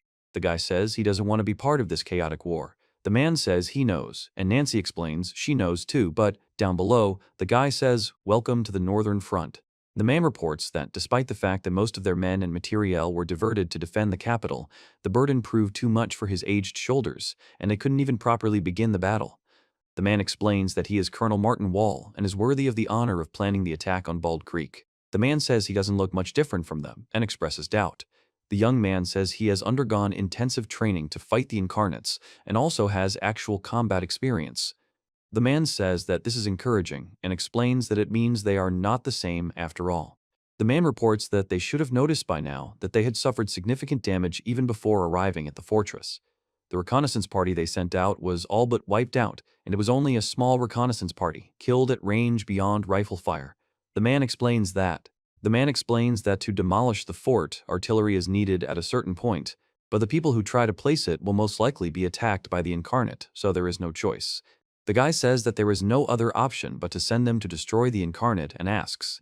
The man says that they simply need to destroy the centaur, and they will take care of the rest, and that they will have all the support they can offer. He explains that this fight is not only to protect the capital, but to protect all the people of the North, and that they must fight to preserve their hard-won. The guy says he can't afford to lose. The man doesn't recall meeting this gentleman before. The man explains that he's a specialist and expert on the Incarnate. The man says that Mercy Shot must have its own secrets and won't pry into other people's business, confirming that the man is probably an intelligence officer. The man. The man says that if they simply send troops there, they will suffer terrible losses and, thanks to him, they will not be able to conduct proper reconnaissance. The guy says they only have one chance. The guys are discussing how far they've come and are wondering what's next, noting the lack of guns for support. Another guy says he doesn't see a single match and asks if anyone has any. A third guy warns them not to get shot. The man reports that they told him to attack at night. The man asks if this won't be a useless ruse that will only put their people in danger. The boy replies that they will set up camp outside the fort's effective range, which will serve as bait. The young man explains that if they advance in phalanx formation, they will be targets for artillery fire, and that an enemy who doesn't fear death is a terrible thing, especially for those on the defensive. He says that this is why he will definitely show himself, to sow terror among the forces preparing. A man asks if it's scary, and another man says yes, and that he taught him that. A group of men with bows stand still. One of them shoots, causing an explosion on the ground. The man looks at the arrow lodged in his clothes. The man watches the scene with his eyes wide open. The guy says he's shooting at them, and the other guy says he can't see anything from here. The bullet flies past at high speed. Several soldiers notice the explosions nearby and raise their weapons. The guy reports that they're missing.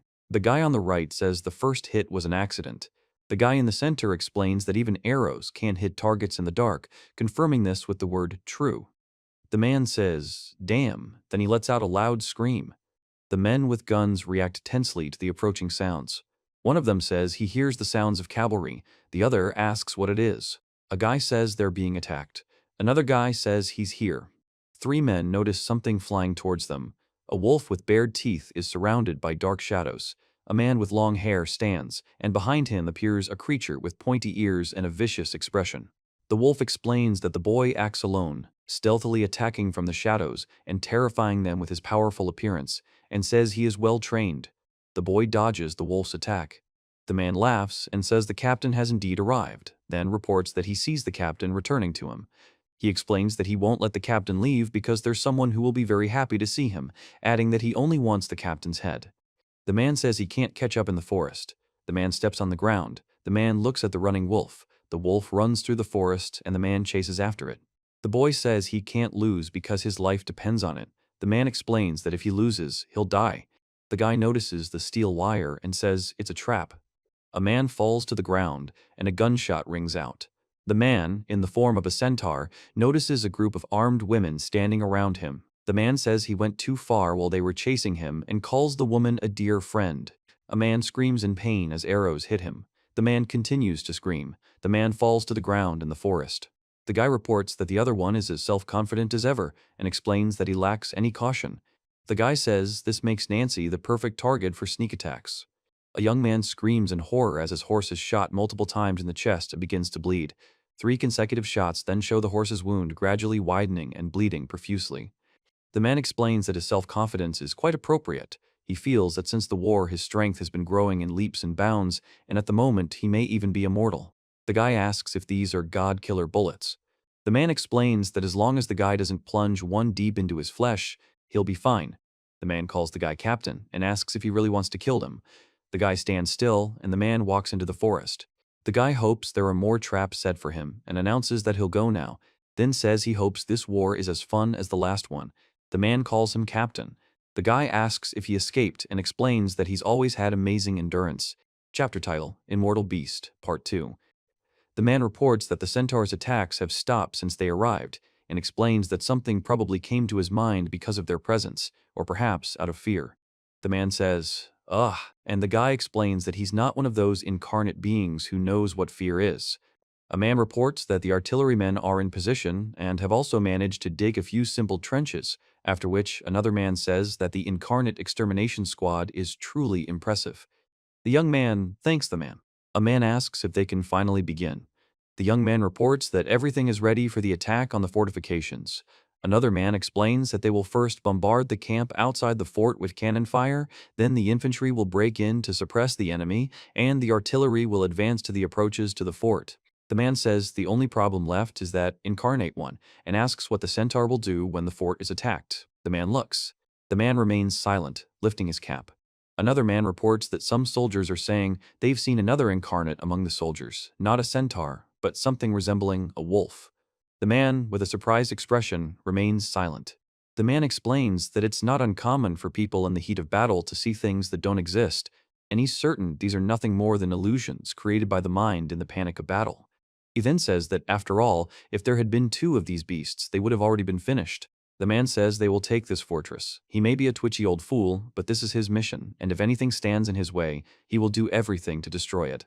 The man then explains that despite any monsters that walk among them, he will still carry out. The old man tells them to continue bestowing their favor. The boy promises that they will defeat the centaur. The old man calls the beasts nothing but trouble. The man announces that it's time to begin the operation and suggests they begin. The guy says Colonel Martin Wall was a Civil War hero, but he turned out to be a real slick guy. The man says it looks like someone has their attention on him. The guy says he's just here to do his job and asks what's wrong with that. The guy says that only men live in this camp, and Nancy explains that she can't stay here because she doesn't have permission. The man says it's a very dangerous job, and I can't let the girl do it. The girl apologizes and asks if she can help. The man asks what exactly she can help with and offers to watch. He explains that she can make tea when the soldiers are on break, and until then, she should just stand aside. Another. Nancy says no and asks if there's anything she can help with. Hank asks what happened to Shawl and why he won't sit still. Shawl denies it and says no. Hank explains that no one knows what might happen, and that at least it's possible. The guy asks if he came here to fight. He says no. The guy tells Nancy she doesn't have to do anything. Nancy finds it odd that even if she's just sitting there, she'll try to stay out of the way. The guy warns Nancy to stay out of the way, and Nancy apologizes and wonders where he came from. The guy says to Lisa, Nancy says she's carrying a lot and offers to help. Lisa says the damn army surgeon said they were short-handed, so she was sent to help. Nancy asks how such work relates to Lisa's position and clarifies that she doesn't participate in combat either. Lisa replies that, of course, she does. He says that Hank is here to destroy the Incarnate, and she is here to look after Hank, and everyone has their own tasks. The girl laughs. Nancy says not to take on too much, otherwise you might lose sight of your goal. Nancy confirms that she understands. To Fort Bald Creek. The man says they tried to stop them from digging trenches, and they got them out. The man says the wound is starting to fester and explains that it must hurt, but they don't have enough supplies to give anything for the pain. The guy says he's fine, sir, and says there's nothing wrong. The boy yells, asking if someone can bring him a first aid kit. The man explains that it won't change anything, but they can provide first aid and he'll take care of it. The man says it's a heart that was ripped out of a chest. The man explains it belongs to a person who was murdered. The man explains that this heart will not stop beating until it is destroyed. The man says this heart is the key to solving a mystery. The man says, ah, and then, thanks, sir. The centaur tells the man that thanks aren't necessary, but next time he should speak faster if he's wounded. The man asks if he'll be sent to the rear now. The centaur explains that he'll let the man rest, but he won't be discharged as there's a fierce battle ahead and there aren't enough men to fight. The man says he might be a little lacking in practice, but he'd still make a good doctor, adding that they'd need an operating room big enough to accommodate him. The man turns his back and addresses another man in uniform. The guy says he is not going to give up and intends to continue fighting. The guy tells the Incarnate that they are counting on him and asking him to destroy government troops for them again. The man says he is fine and asks not to worry. The guy says, wow, and says that now it's truly an inspiring sight. The man smiles. The man says he allowed the enemy to take up position and didn't interfere with the process at all. The guy explains that it's okay, because this way even more people will die. The man says that's understandable. A man says that during his military service in the North, a hero made a name for himself as a healer, and now he's being celebrated as a hero for killing people, calling it ironic. Another man explains that it doesn't matter, since people are grateful anyway, adding that if that's the case, then killing is faster. The text block states that the action takes place the following day. A man looks forward with a serious expression. A group of men stand on a hill, weapons in hand. The man says finally, and then says so. On the roof to the right, cannons are aimed. Below, to the right, a cannon fires with a loud sound. A man reports that enemy troops are approaching. The man explains that they need to prepare for battle. Suddenly, there's an explosion, and everyone takes cover in a trench. The man says those idiots made the first move and orders them to lie down, keep their heads down, and stay put. The guy explains that things like this definitely bring back memories, and he thinks they're reciprocal flashbacks and says he knows. A young man notices raindrops on his cap. Several soldiers in the trench hear a buzzing sound and notice it's starting to rain. The young man reports that it looks like it's starting to rain. The guy announces that the bugle call will sound soon and explains that you only need to look at the back of the person in front of you. Another guy says it's okay, those are their guns, and shouts, "We." The guy explains that there is no need to rush forward headlong ahead of others and advises to try not to separate from the others, to believe in your preparation and in him. The man says it's the face of a brave man. The boy replies, "Yes, sir." The guy speaks well. The other guy is silent. The man says it used to cheer him up, just like it did his comrades in the past. The guy asks where Theo is now. The man explains he doesn't know what he's doing. The guy announces that it's now. The man in the trench with the flag raises his hat and prepares to attack. The man in the trench with the gun suddenly stands up and shouts that it's now. The guy shouts to go forward, explaining that if they approach the enemies under the walls, they will not be able to hit them from the fort, and orders them to load their weapons. A man reports that artillery fire has begun on enemy positions. He explains that the shells are hitting their target accurately, causing significant damage. He explains that this will allow them to break through the enemy's defenses. The guy announces that here they are and orders to shoot as soon as the enemies get closer. 5 soldiers advance forward with rifles, breaking through smoke and dust. One guy says they can't let the enemy break through and says they must fight to the last. Another guy explains that if they retreat, they will lose everything and urges them to stick together. A third guy explains that the fate of their country is being decided now and urges them not to give up. In the upper right panel, a man fires a gun at another man who falls backward. In the upper left panel, a second man punches the first man in the face. In the lower panel, both men are fighting, clashing guns. A man tensely aims a rifle. The man screams as he is pierced by a bayonet. The guy fires a rifle and says that someone should watch them. The guy says he doesn't understand where it came from. A man with a bow watches what's happening. The guy says it's almost time. The man asks if the guy intends to just stand there idly, away from the battlefield. The guy says he has his own way of fighting. The man asks how, exactly. The guy says he's counting on the man, and the man says he'll go then. The man notices the rain and explains that the rain isn't that bad, but he can smell blood and decides to go where the smell is stronger. The man says that he was a doctor a long time ago. The man explains that his family expected him to continue this tradition, but he also wanted to be one himself. The woman explains that the townspeople's gratitude made her happy and that the work was worth doing. The man explains that the Civil War then began, and he joined the army to lend a helping hand to the soldiers. He explains that the work was supposed to be the same, he helps people, and they thank him. The man reports that what awaited him was not the world he knew. Grown men lay prone, begging for help as their lives quickly slipped away. The man reports that he had to figure out how to prioritize saving these lives, and that it was hell. He explains that he was always wiping up the blood, amputating gangrenous. The guy screams that he is not going to give up, and says that he will not allow anyone to hurt his friends. Nancy thanks the doctor and says that she can now return to the front. The man says he can't understand why his body isn't responding to medication, explaining that it's causing him fear. The boyfriend says he doesn't know what's going on either and says they should continue to look for the cause together. The man says he probably shouldn't ask, but he finds it odd and asks if Nancy is scared. Nancy replies that she's more afraid of losing her country or her family than of fear itself. The man asks for forgiveness and explains that he cannot write it down on paper. The guy says everything is fine and he is grateful to the doctor for saving him. The man says that after hearing words of gratitude, as always, only the truth supported him. A woman says she heard about the soldier's death. Another woman says he was so young. A man asks the doctor. One woman tells another she'll have to leave early today. The man laughs and explains that maybe he's just tired. Nancy says another life has passed between her fingers again. The man says he would never abandon someone who was wounded on the battlefield, and that this is a code he kept to keep people from losing their fighting spirit. He explains that so many people died, and those who didn't have to return to battle. The guy says it's really, truly free. Nancy thanks the doctor and tells him he saved her life, so she can continue fighting for her country.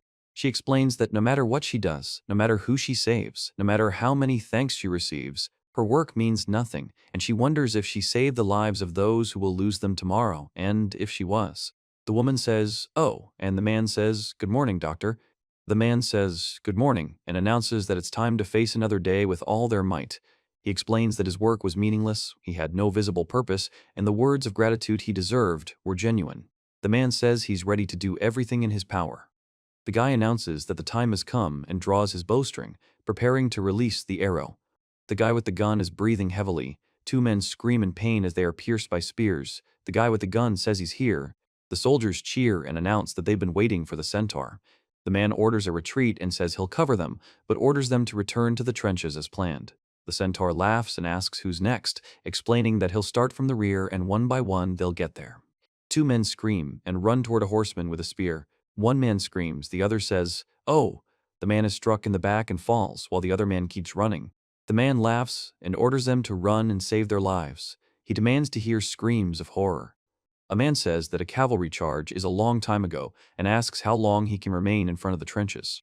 Another man explains that even if he initially uses fear to break up the ranks in the trenches, they defend themselves from hostile attacks and wear him down little by little, and as the guy says he doesn't believe it will work.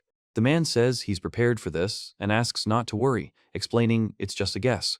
The guy explains that this specialist is no ordinary person. The man explains that even an old fool has a sense of responsibility and must bear the consequences if the president's son is harmed. He also says that the man has been very helpful in raising their position and would like him to remain at the main camp, where it's safe. The man replies, "The commander says this is war, and nothing compares to the hunting expeditions of the interlocutor's team. He decides what to use and what to leave aside."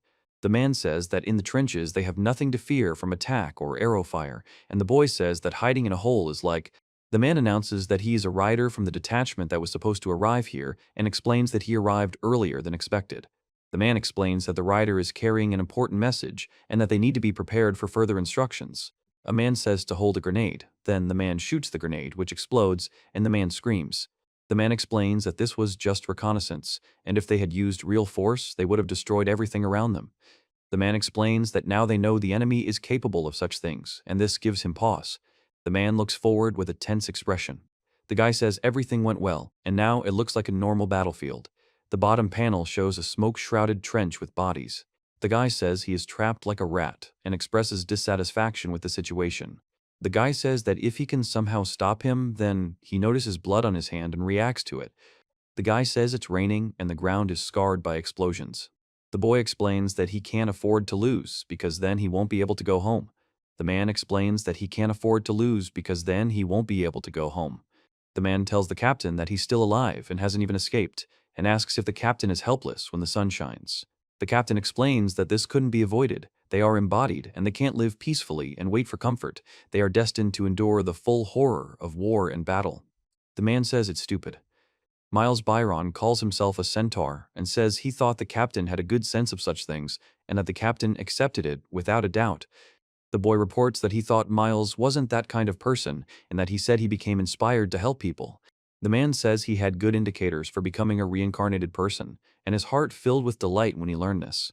He says he enjoys the battlefield, being thanked for killing enemies, and if his comrades die, he can perceive it as someone else's fault. The man says his suffering is over. He saw respect in the eyes of his comrades and fear in the eyes of his enemies, and he liked it. The man says there was one more thing he liked about the battlefield.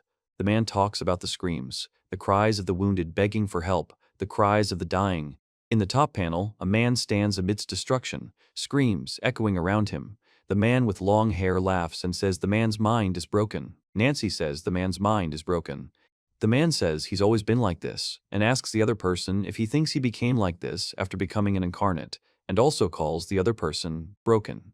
The man explains that when he was a doctor in a small town, when he was an army surgeon, and when he became an incarnate. Nancy says that words of gratitude and cries of despair always follow her, and for her, this is as pleasant as hearing thanks. She explains that it's no wonder that when she hears cries, her heart fills with joy.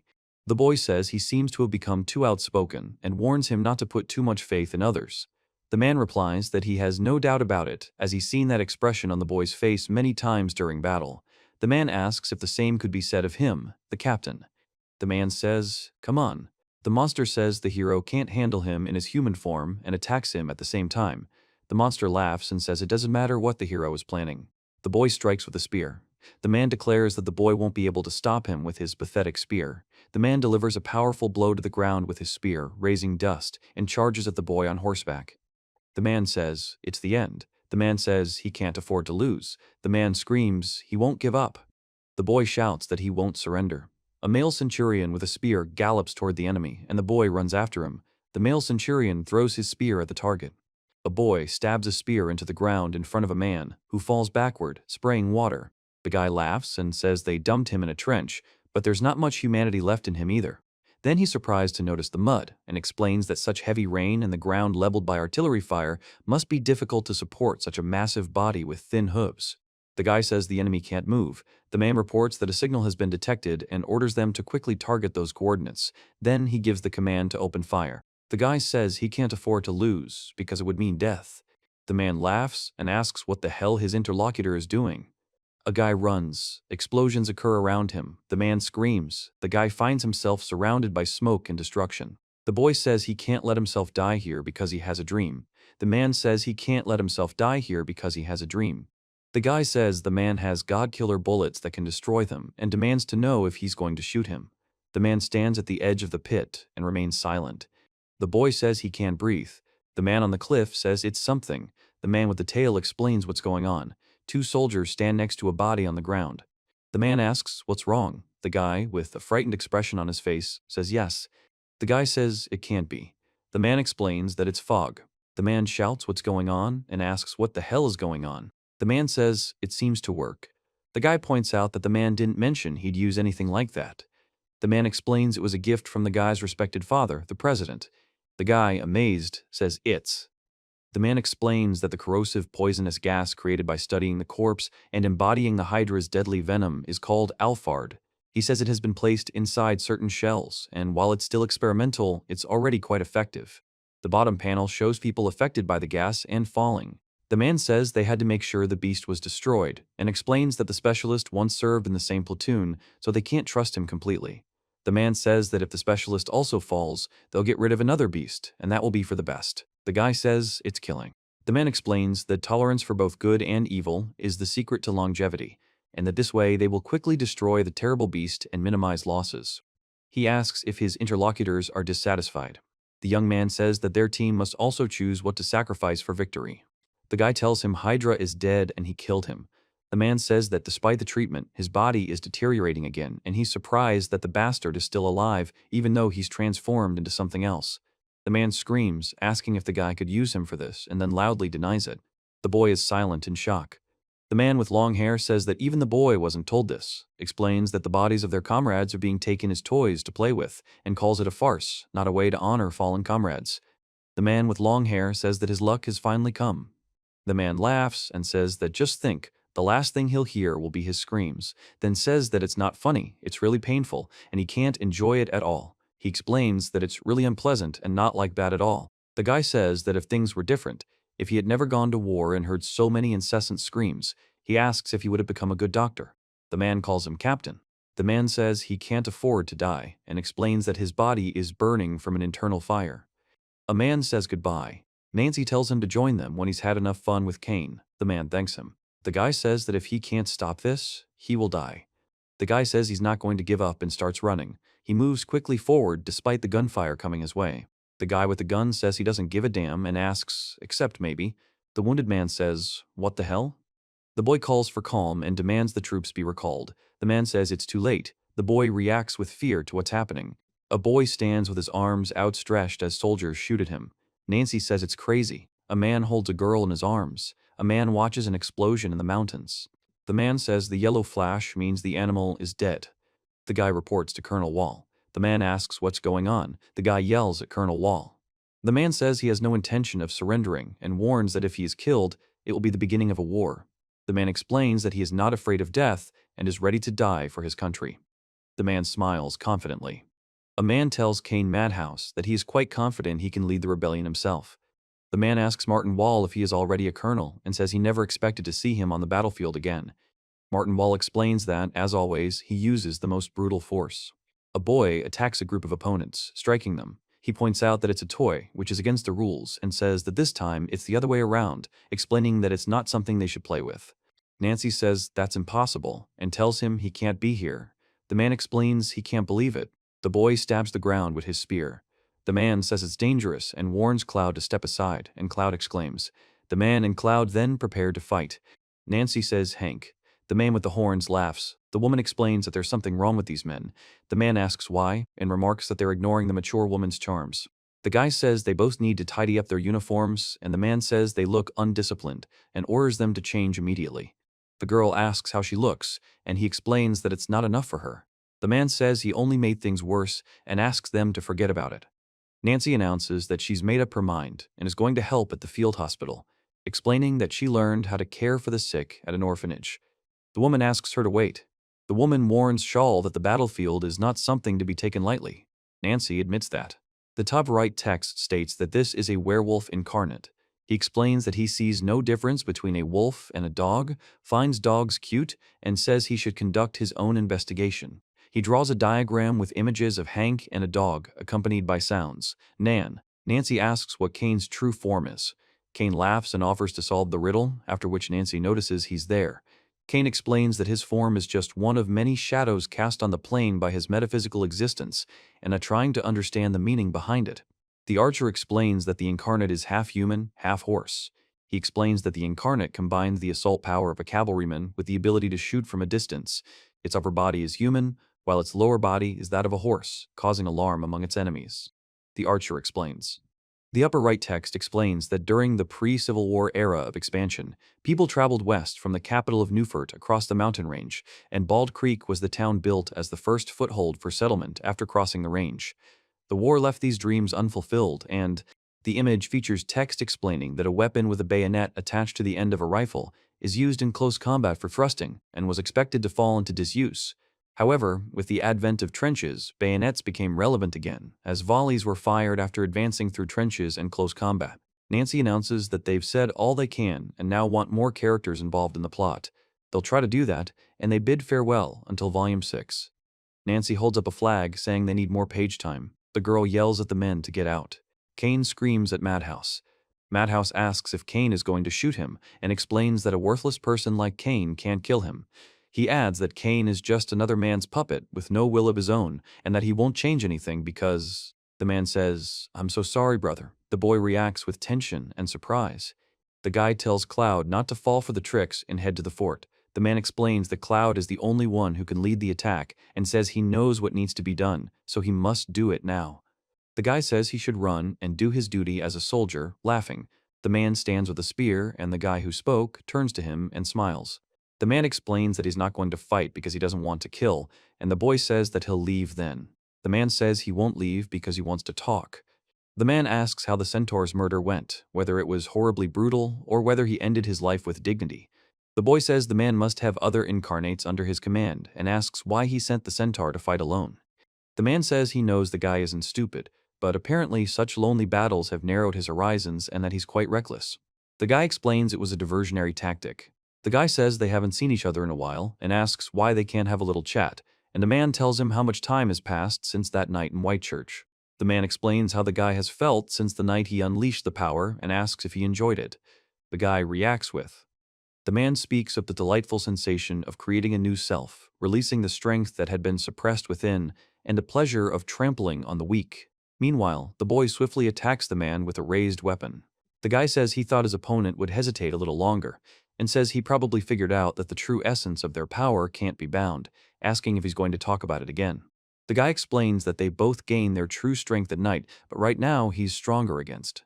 The guy says that even in daylight it's not a problem at all. The boy says that time, place, light, or shadow don't limit their powers. The man says that there's nothing that could limit their powers. The boy explains that Hank should have felt it too that night. The boy strikes with a spear. The man deflects it with his hand. The man says the boy perceives his movements in a way human senses cannot, and explains that these are not the instincts of a beast, but something more powerful. The man says it's nice to see the other one not wavering, and suggests he could at least enjoy their reunion for a little while. The man watches the explosion. The guy says he can't afford to lose because then he'll die, and explains that if he loses, he'll die. The man says he has no intention of losing. The guy says it's really shocking, and calls Hank. Hank grabs the guy's hand. The guy screams. Hank jumps on the guy. The guy says the man won't lose in a fight of brute force, and the man says that was true many years ago. The man squeezes the guy's hand sharply, causing him pain. The guy says that the doomed self-confidence when you think you know your enemy so well, the impatience, confusion, and inexhaustible hatred, seasoned with rage and bloodlust, is truly complex, cloyingly sweet. The man tells Hank that he is pleasant. 3 men are riding horses at high speed. The guy says it's too dangerous and orders them to command from the rear, warning that if something happens to the president's son, he'll be called. The guy explains that he should be in the vanguard and asks how he can lead people from the rear. The man says they'll provide as much cover fire as possible. A young man reports that the Incarnate centaur has fallen and orders an advance on the fort. He reminds them of the city and its shadow and says that no harm can be done to its inhabitants. Another young man explains that they will free the inhabitants from the rebels, as they are northerners just like them, and orders an attack. The boy says they can't let the enemy escape. The man explains they need to catch up with them and destroy them. The man reports that all the soldiers are dead and explains that it was a trap. The man explains that they now need to retreat immediately. The guy on the right says everyone is dead, and the guy on the left says they are. The guy on the bottom notices someone approaching. A boy says the word child with a questioning intonation. A man in the center of the crowd expresses surprise. A man informs the residents of Bald Creek that they will soon capture the fort and orders them to take refuge in their homes. The boy listens and says he understands. In the upper panel, several men stand in a row. A young man screams in pain as another man attacks him from behind. The man falls to the ground, and the man on top continues the attack. The man lets out a cry of pain. The man shoots the attacker, who falls dead. 3 men watch in amazement. Soldiers and 2 men in uniform stand in formation as a group of people runs toward them. The men in uniform scream, and the people fall to the ground. 1 man grabs another by the head, and then the man in uniform stabs the other man in the face with a knife. A guy and 2 men are firing rifles, and the guy and one of the men are screaming shit. The guy orders them to stop firing and retreat, explaining that they are just townspeople. A girl looks at the retreating group of people. Nancy says she's not afraid of heights and that she enjoys sitting on the roof because she can quietly think and see the stars. She explains that it's her little refuge from the world. He says it's dust floating in the air. She explains that it's particles that you can see if you look closely. The girl laughs. The men order a retreat. The boy reacts with surprise. The guy says that if he can't get through this gate, he won't be able to return home. A man reports that there are people outside the fort. Another man asks what's going on. A third man says they're all dead. The boy explains they're all dead. The man reports they're all dead.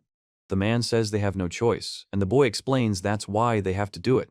The guy says that the troops' priority is their lives, and also orders them to aim and shoot.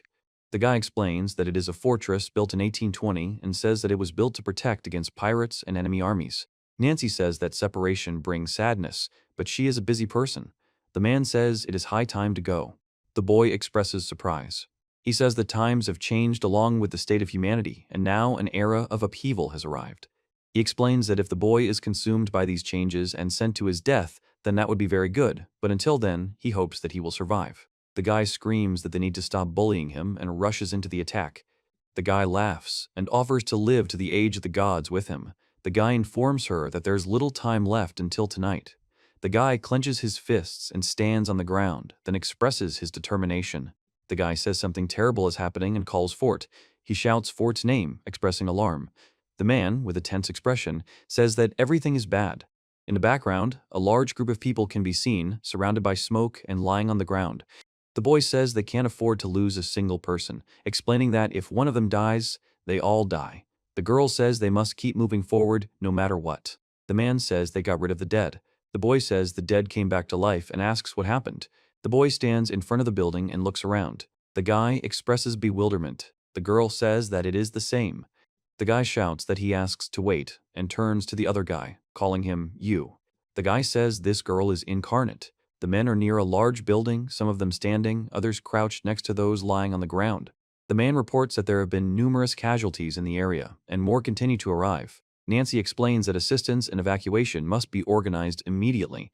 The man explains that the situation is spiraling out of control and requires immediate action. He says there are terrible things there and asks if the girl is coming. Nancy says she wants to know if Hank is sure. Hank says he is. The guy says that he is not afraid of death and that if he dies, it will mean that he has done everything he could. The guy says they can't afford to lose because they'll all be killed and explains that if they lose, their lives will end. The man says he has no intention of losing. Nancy reports that all these people were killed with the same weapon and explains that it leaves no trace. The guy says that's impossible. He says he can't believe this happened and explains that everything will change now. A man reports that he was shot in the stomach and will be unable to move. The man explains that his friend is also seriously injured and will not be able to help. Nancy says she can't believe this happened and explains that she didn't mean for it to happen. He says this, and the guy says it's a war. The guy explains that it can't be called a war. Killing people who can't fight, even if it's their duty, is wrong. The man explains that this is exactly what war looks like when they're involved in it. The guy says they can almost never tell who is an enemy and who is an ally. The guy asks if someone who can control the movements of other people, even corpses, exists. The guy explains that there was no other incarnate being and asks if there wasn't another one. The guy says there's someone with similar powers and that only he or one other person can control even corpses. The man explains that he saw a child. Nancy says the child. The guy says there are no incarnate children and that it's impossible. The girl says they don't look much alike, so it must have been him. But he looks weak and boring. The woman says it's too cruel to compare them like that, and the man suggests that they might even be brothers. The woman asks if Nancy is finished, to which Nancy replies that it's done and they can't move anymore. Nancy hugs the woman. The woman says the girl did a great job. The girl replies that she did and suggests going home. The image states that this is Newfort, the office of the president. A man reports that they just received news of the capture of Fort Bald Creek. Another man explains that they succeeded, but they should have allocated what forces they could to defend the capital. Nancy says there's some bad news and reports that the southern capital has fallen to the rebels. A woman says that the southern capital was supposed to remain neutral. A man explains that there were already many supporters of the new patria in the south, and he thought they had sub rosa agreements with key figures in the south, fearing such an outcome, and another man says that Bald Creek was. The man reports that Kane Madhouse requested a personal meeting with him. The woman says she can't believe it happened, and explains that she didn't expect such an outcome. The woman explains that there is no place for the weak in this world, and the man explains that they must be strong to survive. Nancy says they must unite and fight together. The man on the right says that unless ordered, he won't intervene. The man on the left explains that if he doesn't intervene, everyone will die. The man at the table says he can't make a decision. The man in the center says he's ready to carry out orders. A crowd of people stands in front of a domed building, watching two giant creatures. Two men look at the enormous creature. One of the men explains that the creature was so kind that they spared the few remaining soldiers for the Bola Creek, and reports that it was obviously looking south. The man states that they had some veiled promises to counter them, and the other man explains that, unfortunately, they didn't work out. The man reports that the southern dignitaries under his interlocutor's protection were also pleased, and explains that, in a sense, they were able to truly liberate them. The young man smiles and says this with satisfaction. The man looks excited and joyful. The guy says the people of Bald Creek are all dead, there was a real massacre, and that it's their fault, and the people of New Patry and the South are scared and angry to hear about it. He asks if they've heard about it. The man replies that they definitely have. The man says that this is absurd and impossible, and that their people have never shot at townspeople. The man says it's the absolute truth, and explains that there's not a single living soul left in the city. He says people will only see the final result, which is especially true when the results are so shocking. The man says that this war is all his doing. The man says he doesn't intend to kill, but wants to be killed. Nancy says they could set out right now, but the capital's defenses are strong, and they'll suffer heavy losses. The man explains that if they lost any of the Incarnates while breaking through, they wouldn't have a chance. The man says Nancy was right. The man says that his interlocutors did not expect the southern capital to fall, and reports that all that remains of their territory on this continent is the capital and a few scattered cities. The guy asks how they view the truce and what they think about it. The man at the table says that this is their strong point. A man asks what the other wants from this war. The man proclaims the word revolution. The boy says he wants revenge on him. The man says that if he can't win, he will die, but if he wins, he can live. The man explains that this is his last fight. The guy says he doesn't want anything and that war doesn't mean much to him, laughs, and asks about revenge. He then explains that he simply gives people and incarnate beings what they want, entertainment. The man calls him Mr. President.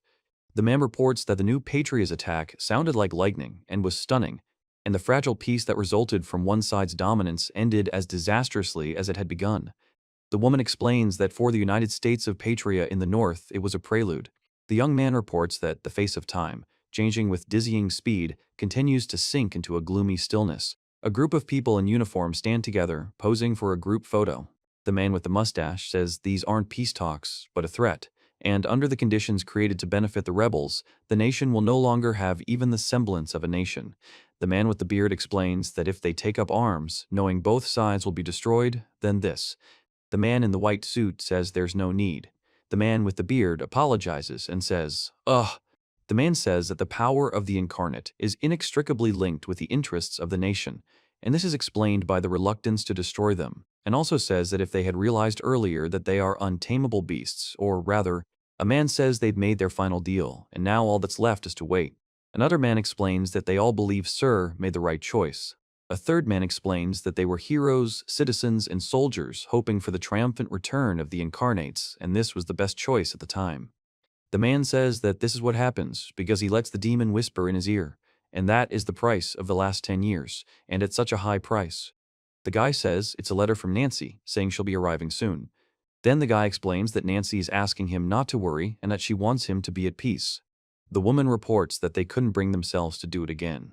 The man asks what exactly. The woman explains that if they had done it, the entire continent might already be theirs. The man says that sometimes you have to show mercy, and that, besides, eliminating him would be boring. The guy says that gaining more and more territory won't change anything, and if the incarnate can live the way they want, that's enough for now.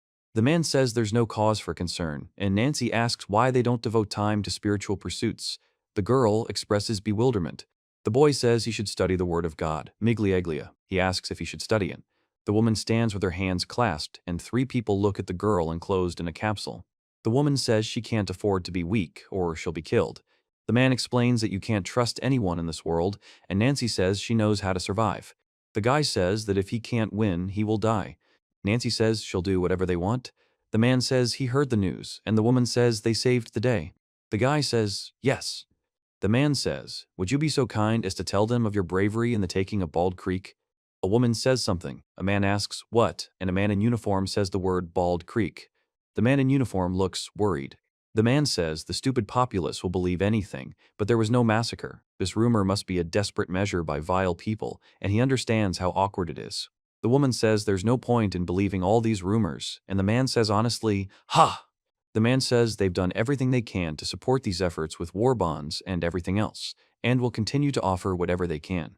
He says it's a kind of noble duty. A man asks a guy if he is tired. The guy sighs heavily. The boy says he knows it's his father's orders, but he can barely handle these situations and asks if they should stay, explaining that the coup de grace's mission is to hunt down the incarnate. The man says it's unfortunate that they've been sidelined now that most of them are under. The man says that he understands all of this, and it just makes his teeth ache, and also says that if he has to do this for a long time, he would prefer to do it differently. The man says that before they became a fighter unit, they were the best people in the army, and their voices will be heard, and then says that then they can show their father how strong they are. The man reports that this is true. The guy says he envies this man who has found freedom, such a heavy burden. Nancy reports that she's at the Intelligence Bureau headquarters, in the library. She explains that if she's caught, it would be far beyond her capabilities, and she'll be lucky if she only loses her job. Nancy explains that Major Cloud said it was an incarnation in the form of a little girl. He reports that the cabinet is open. She explains that it's the Enhanced Soldier Project. He says she needs to learn more about the incarnates from the start and mentions the costs and the leaders. The girl says that this is all there is, and reports that she cannot find anything about how the incarnate ones were created. Nancy says someone destroyed the pages or took them, or maybe there really was nothing here. She explains that somnium is the core of the incarnate, a mineral, and preliminary calculations in northern Patria indicate that there may be a large vein in the south. Nancy reports that here. The woman tells Hank that he knows a lot about this. Nancy reveals the name of the town, Double Walker. The man says he can't believe she got here so quickly and says they have to leave now. He explains he can't leave because she has important business. The man says that if they stay, they'll be caught. The woman explains that this is a place where you can relax and eat, and Nancy says that different people often gather here and you can learn a lot of useful things. The hooded man says the place is deserted and asks if they're here. The man replies that the rumors were true and not a single man, woman, or child can be found in the entire town. Nancy says they should rest a bit since they've been walking forever. The man asks what's wrong. Nancy looks puzzled. The man says that there is not a speck of dust on the counter and that people have been here recently, and also says that this may be the work of a new batch. Nancy reports that there were no major battles in this area. The man explains that the territory was occupied by a new party, but if the people had fled, they would have taken their belongings. The guy says that means there must be someone else around here. The guy says, let's go. Nancy asks if they're okay with what they did and says they deserted the army. Hank explains that he's still on the same mission, and if military service is holding him back, he'll leave it behind. He also says they can't just go to someone's house. He asks Hank how he's going to live without his allowance, and clarifies that that's not what she meant. Hank says he has savings and says he doesn't need to worry about that. The guy says he can't wait any longer and is going to leave. The man explains that if he leaves, he won't be able to come back. The guy says he understands and is going to leave now. The man explains that this place is the only place where he can be himself. The guy shouts that he lives here and asks not to shoot. The man asks who's there. The guy says it's Captain Hank. The man says that when he saw Captain Hank, it was like he was back in time and never expected to meet him in such a place. The guy tells Robin that his body. Robin is surprised and says, "Eh." The man says it's his former comrade from the Incarnate Corps, Robert Arbel, a doppelganger. The man explains that it's been a long time since he last used his power, and he doesn't even remember how, asking not to be identified by name. The man asks the other man if he's a cavalier. Nancy says her name is Nancy Shall Bancroft. The man says Bancroft and asks how her father is, telling her he was so kind to him. The girl remains silent. The guy explains that he was a good person, then says he understands and apologizes. The man asks what brought the guy here. The guy says he'd like to ask the same thing, says it seems like there's no one else in the city, and explains that something strange is going on. The guy says he's asking if the other guy knows anything. The man says he can't afford to lose. The guy says that this is his hometown, but when he came here, everyone had already left, and he was told that this happened just recently. The guy says he came here only a few days ago and hasn't been here since the Corps was disbanded. Nancy says he doesn't remember what happened after the war, after he fought as an incarnate. He says all he remembers is how Kane took him into the New Patria and that he was in the New Patria the whole time. He says that Kane is wrong and that if he continues to fight, even more people will suffer. The man explains that when he refused to help, Kane did not stop him. He explains that after the United States of Patria and New Patria reached an agreement and a border, Nancy says there was no one there, and the man says that but. The guy asks if everyone fled because of the riots or if there was something else. The man explains that he grew up in this city but doesn't know what happened to him and wants to find out. The man explains that he was simply using one of the rooms upstairs and says the other two are welcome to stay there as well. He says everything is fine and knows the innkeeper here would have offered the same. The man says he'll prepare separate rooms if needed. Nancy says they only need one room. The guy says he can't afford to be weak because he has a goal he must fight for. The guy says that's clear and asks to wait a minute. Nancy responds by saying, Hank. The guy says she should just follow his example. He is surprised. Nancy says it's a relief, and the man reports that Robin seems fine. The man explains that he's prepared a room for them and is worried about the local residents. He says that he is truly embodied and looks like a normal person. Cain says that, just like him, the girl shouldn't be so trusting. The guy says that, besides, aren't all normal people good people, and that, after all, men's clothing is full of wolves. Nancy reacts with surprise. He says he's going to take a look around and asks her to just scream if anything happens. The man warns her to be very careful around Robin. Nancy sleeps in bed at night under the covers. There is no text or characters on the stage. It depicts an empty windowsill. Nancy makes a sound while lying on her bed. A large creature with one eye appears next to her and rises toward her. In the right panel, the man explains that it's not a worm, but a parasite that lives inside the body and feeds on blood. In the middle panel, the man explains that the parasite can control its host's body. In the left panel, the man explains that the parasite has just woken up and is starting to move. Nancy suddenly notices something. Then she tries to fight off a worm with an eye that grabs her leg. He fires his gun at the tentacles that are wrapped around her leg and arm, shooting them off. He looks on in surprise and then sits on the bed, watching the tentacles being shot off. Nancy says that these creatures can't get in if the window is closed. Then Nancy says that if they get in, she'll kill them all. He says he can't believe this is happening and asks her not to kill him. The man explains that he doesn't intend to kill her but wants to protect her. The man takes an axe and begins chopping down the attacking creatures, protecting himself. Nancy reports that Mr. Arbel is okay and says that he is okay. Mr. Arbel says that he is okay. Nancy says that, thank God. The guy says this creature killed everyone in his town. The boy raises the axe and screams, not understanding what's happening. He says he's never seen anything like it.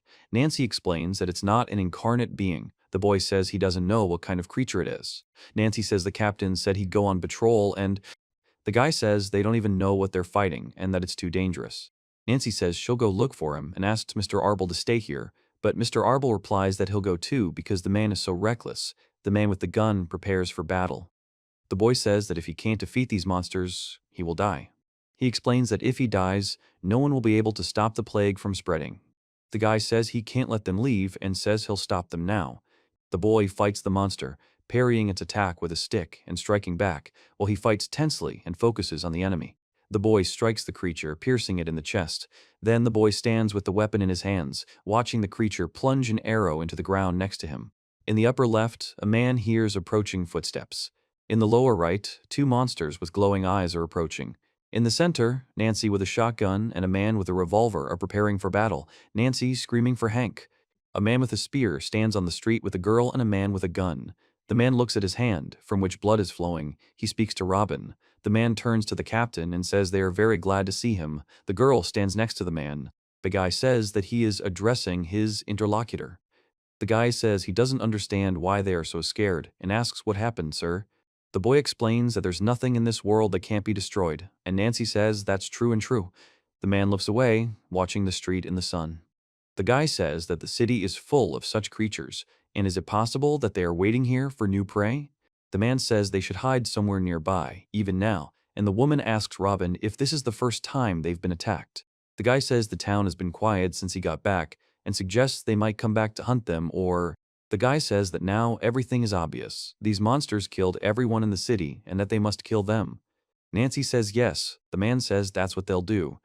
The man says it's nice to see the captain is still the same as before. He reports hearing the captain going around killing the Incarnates and eventually fulfilling their squad's promise.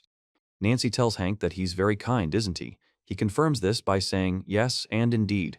The guy says, The guy explains that after the Civil War, everything changed, including the Incarnates, Kane, and his hometown. He also says that his home is infested with monsters and the world doesn't need more monsters. Kane agrees. The guy says he wants to understand something, and says the other guy said he forgot how to use his incarnate power. He explains that the incarnate doppelganger has the ability to create countless soldiers and make them fight, something Kane told him about. The guy says he can't. The guy says he can't afford to lose. Nancy says she doesn't understand what's happening. The boy explains that they've arrived in a town where all the inhabitants have disappeared, and explains that they now have to figure out what happened.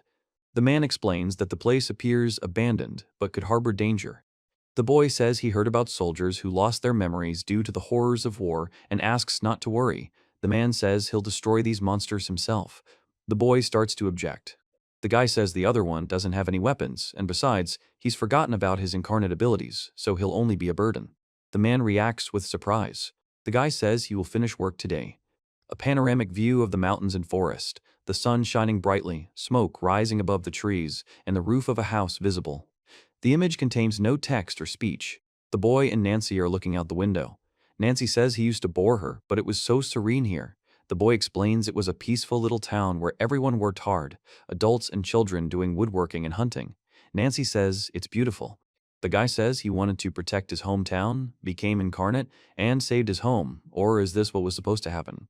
Nancy says the sun is setting and they should go down to the basement, and the man says it will be safer than staying here because the monsters come out at night. He says they'll be fine and that she's doing a great job protecting them both. The man laughs and tells her she's brave. Nancy says she can't believe he actually did it and explains that she can't let him leave now. The man says he has no intention of leaving. The guy explains that it may seem like a strange request, but he's asking to protect Robin. He asks if it's really her. The man asks who else and asks her to just keep an eye on Robin. Nancy says there's a door in the basement, behind which is a staircase leading down to a dark room. The man says the place looks abandoned and dangerous. He says they'll wait here and Hank will handle everything. The boy says he can't afford to be weak. The next panel shows a house. The man says these aren't just any snakes, but snakes that can kill a person with a single bite. He explains that these snakes were bred for experiments and that their venom is being used to create medicine. The wolf says that he knew it and that here they are. Nancy says she can't believe this happened and explains that she has to be more careful now. The guy asks if he's worried about someone. He explains that she just doesn't like waiting and denies being worried. The guy says that then she needs to sleep since one of them needs to be awake and that it's her turn next. The guy says it's true and thanks him. The man smiles. The right panel depicts tentacles emerging from a hatch. The left panel shows a clawed paw digging into the surface. A man reports that something terrifying lives in the sewers and explains that the creature feeds on fear and pain. The wolf looks at the approaching creatures. Several monsters with brightly glowing eyes and distorted bodies are moving forward. The boy stares ahead with a tense expression. A creature with an open mouth and sharp teeth is drooling. A large claw is covered in mucus. Two monsters, their mouths open, are moving forward rapidly. The wolf growls, baring its teeth. In the upper right corner, an explosion occurs. Below, the creature is hit. Below, a wolf-like creature is shown standing on a pile of bodies. The guy says good evening to the captain. The guy says he's really glad they were able to do it. The guy says it's Robin. The guy says it's not a person but something else, and explains that it's a creature that has swallowed many people and has now become enormous. He says that this creature won't stop until it swallows everyone. The guy says the uniform is disgusting. He explains that the doppelganger is an incarnate being, capable of producing a battalion in a single night, but now all the doubles he can create are just monsters, not obeying his will. They kill people to feed him. The guy says that he is a monster. The guy says a doppelganger is an incarnate being who can create an entire battalion in a single night. He explains that right now, all the doppelgangers he can create are just monsters. The monster explains that, disobeying its will, they kill people to feed it and calls itself a monster born of monsters. The man reports that he sees the captain didn't take the monster with him and thanks him for that. The man says that the other man already knows who he is and what he's doing in this city. The guy remains silent. The guy asks if the other guy did it of his own free will. The man explains that the one who brought him here was Cain. He knew this would happen and begged Cain to just kill him. The guy tells you to live as you want, to live your life as fully embodied, and explains that for those like them, endowed with the power of a god, this is nothing less than a duty. The boy says he never wanted such a life and, after the war, simply wanted to die. He explains that since then, his strength has only increased. He devours the flesh of all living creatures, fattening them up and then regurgitating disgusting doubles, and can no longer separate himself from his reproductive organ. He explains that. The man says that if he thinks about it, his fate is like a mistake, and that it would be hungry and rotten. The man reveals that he was the last one to emerge true, born to turn the local townspeople into mere bait. The man explains that he knows nothing, has barely inherited a fragment of memories, and may not even possess such power. The boy asks the captain not to let him find out about this, and at least let him live like a human being. The captain looks down silently. The man with a bullet in his head stands in shock. A guy fires a gun at the creature standing in front of him, saying that for some reason this basement was the only place he didn't want to go, and that it was like something was trying to keep him out. Another guy yells at Robin and reminds him that he told him to stay away. The guy asks the captain if he knew he was this monster. The captain says no, and the guy says he's not that kind of monster. The guy denies being the creature that ate everyone and says it wasn't him. The man yells at Robin. The guy continues to deny it and says he didn't know, but the man insists he did. The guy, holding his hand on his head and a gun in his other hand, says he didn't. A guy puts the barrel of a gun in his mouth. The man shoots the guy, who falls back. The man falls to the ground with the gun in his hand. The man says that something else should have been expected. The man says he knew how vile this power was, and yet he still dared to hope. The boy asks for forgiveness. The man asks the captain to kill him, explaining that he is very tired. The boy tells the captain to go to École, where they were created. The guy in the top right corner is saying something unintelligible. The guy in the center is saying that Cain will try to make more mistakes like he did to him again and asks not to let him. In the bottom left, a guy is looking out from behind a door with a serious expression. On the right is a house with windows and trees in the background. Nancy says that Mr. Arble was missing and gone before she realized it. Then she makes the Hank sound and says, He says there's only one way to survive in this world, kill. She explains that if you don't kill, you'll be killed. The man says it's terrible, but admits it's true. The boy explains that he destroyed the monster thanks to his help, and it came for him, but still doesn't know what it was. The man reports that Robin left town and avenged his home. Nancy says she's glad to hear it and explains that that's what happened. The guy says he's going to take a nap. He says he'll be on guard and asks not to worry. The guy then replies. The guy is silent, then says that now they can relax. They say there is nothing else in this city. Nancy explains that it is merely a reproductive organ, no less than the flesh and blood of their replicator, the doppelganger. The guy says it's time. He explains whether it's really a good idea to take him home and warns that he'll soon eat everything and die of starvation. The boy explains that he eats and reproduces and that this is the purpose of his existence, and also asks if it wouldn't be harsh to prevent him from obeying his instincts. The girl confirms that this is true and says that in any case, he was wrong. The boy expresses disappointment. The woman says that Miglieg. The man says that those who did not have abilities worthy of the name, what happened to them, Nancy asks. The boy explains that they were considered mistakes and discarded simply because the pack of fools was unable to fathom the depths of these powers. The man explains that the doppelganger also once had no name and was supposed to be destroyed, but he didn't believe it was a mistake, as it was one of the incarnations of. The boy explains that he was close to death and was taken there so he could live his last moments freely, following his desires as an incarnate being, as a god. The boy explains that this was his true form, more beautiful than anything else. The right panel depicts a hand with long fingers covered in mucus. The left panel shows another hand completely covered in thick mucus, with drops dripping from the fingers. Nancy explains that this isn't just an exhibit, but a living creature that can grow and reproduce. Nancy then explains that this creature could be dangerous if left unchecked. The guy squeezes his hand, which is on fire, and says that it's still not right. The man says he had a divine fossil, a placenta, and a suitable person. Everything was fine, and asks what is missing. The boy tells her she can't get out because the water contains a poison that's affecting her, and that she must remain still to avoid accelerating its effects. Nancy says she can't just give up and that she'll fight. A man asks Elaine if she's laughing, and Elaine laughs back. A man laughs. A woman and a child stand nearby. The girl speaks to Kane. The girl with short hair says shyly. The guy tells her to laugh while she can and says he'll open the shrine she buried. There are no speech bubbles or text in the image, and no characters are depicted, so there is no retelling. The man says there are a lot of good bars in the area and explains that you can meet interesting people at one of them. He tells me there will be live music there tonight and says it's worth stopping by and checking out. The woman says she's shocked and asks how anyone can forget the place where it was created. The man twirls spaghetti from his plate with a fork. The guy says she looked everywhere. The woman says she knows what Nancy is trying to say and explains that she has no hard evidence. All she has are assumptions made through a process of elimination. He tells Hank that there were almost no records about them in the army, even in the intelligence bureau, and he can say this right now. Hank confirms this and asks where they are. The guy says that Nancy has no idea how hard it was for him to look, and that in fact, if they weren't just missing but were intentionally deleted, he'll be in trouble and in serious danger. The girl says that she is crossing the line, deviating from the course and risking her life, and he explains that on top of everything else, he is leaking information to outsiders and exclaims that this is bad. The guy says that he is involved in this and therefore has the right to know, and also says that he is going with his interlocutor to the école. The guy says he's not in the army anymore and he has no power. Nancy says she's not just jumping into this without thinking, it's over. And she's tired of pretending she doesn't see it. She wants to know if she did the right thing or not. The man watches silently. He tells Hank that he can't veto her and doesn't know where he is. Hank says he's right. Nancy says it's best to take care of herself. The man says he has enough. The girl asks what happened. He says he doesn't remember coming to her aid the last time she was attacked. The guy replies that all he can do is save his own skin and agrees. Nancy says she can't stop laughing. The man says he's not going to give up. He reports that they were brought to a place called École, a facility built to create Incarnates. She explains that their bodies were dissected to contain the power of the monsters, divine fossils.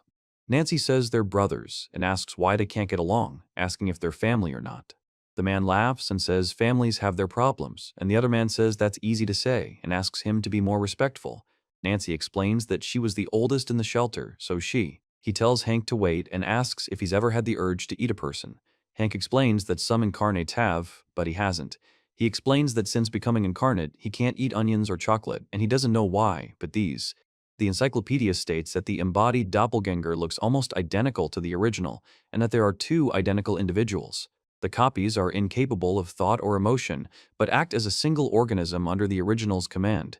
It also explains that the copies have a lifespan of about a month, and are deprived of the ability to. The top right text states that folklore abounds with similar stories, but the city has recorded an unusual number of cases involving more than 10 victims, as well as accounts of people seeing more than 10 copies of themselves or horribly distorted versions of themselves. Nancy explains that today, these phenomena, the guy says they've done everything they can to support the effort with war bonds and everything else, and that they'll continue to offer everything they can. The text explains that war bonds are government bonds offered during wartime that earn interest and profit for the buyer. The bartender explains that it was quite lively there during the war, but now there's nothing left. The guy says that's understandable. The man explains that it's best to stay away, as it was a quarantine for the sick, and the men, weakened by the battle, quickly fell ill.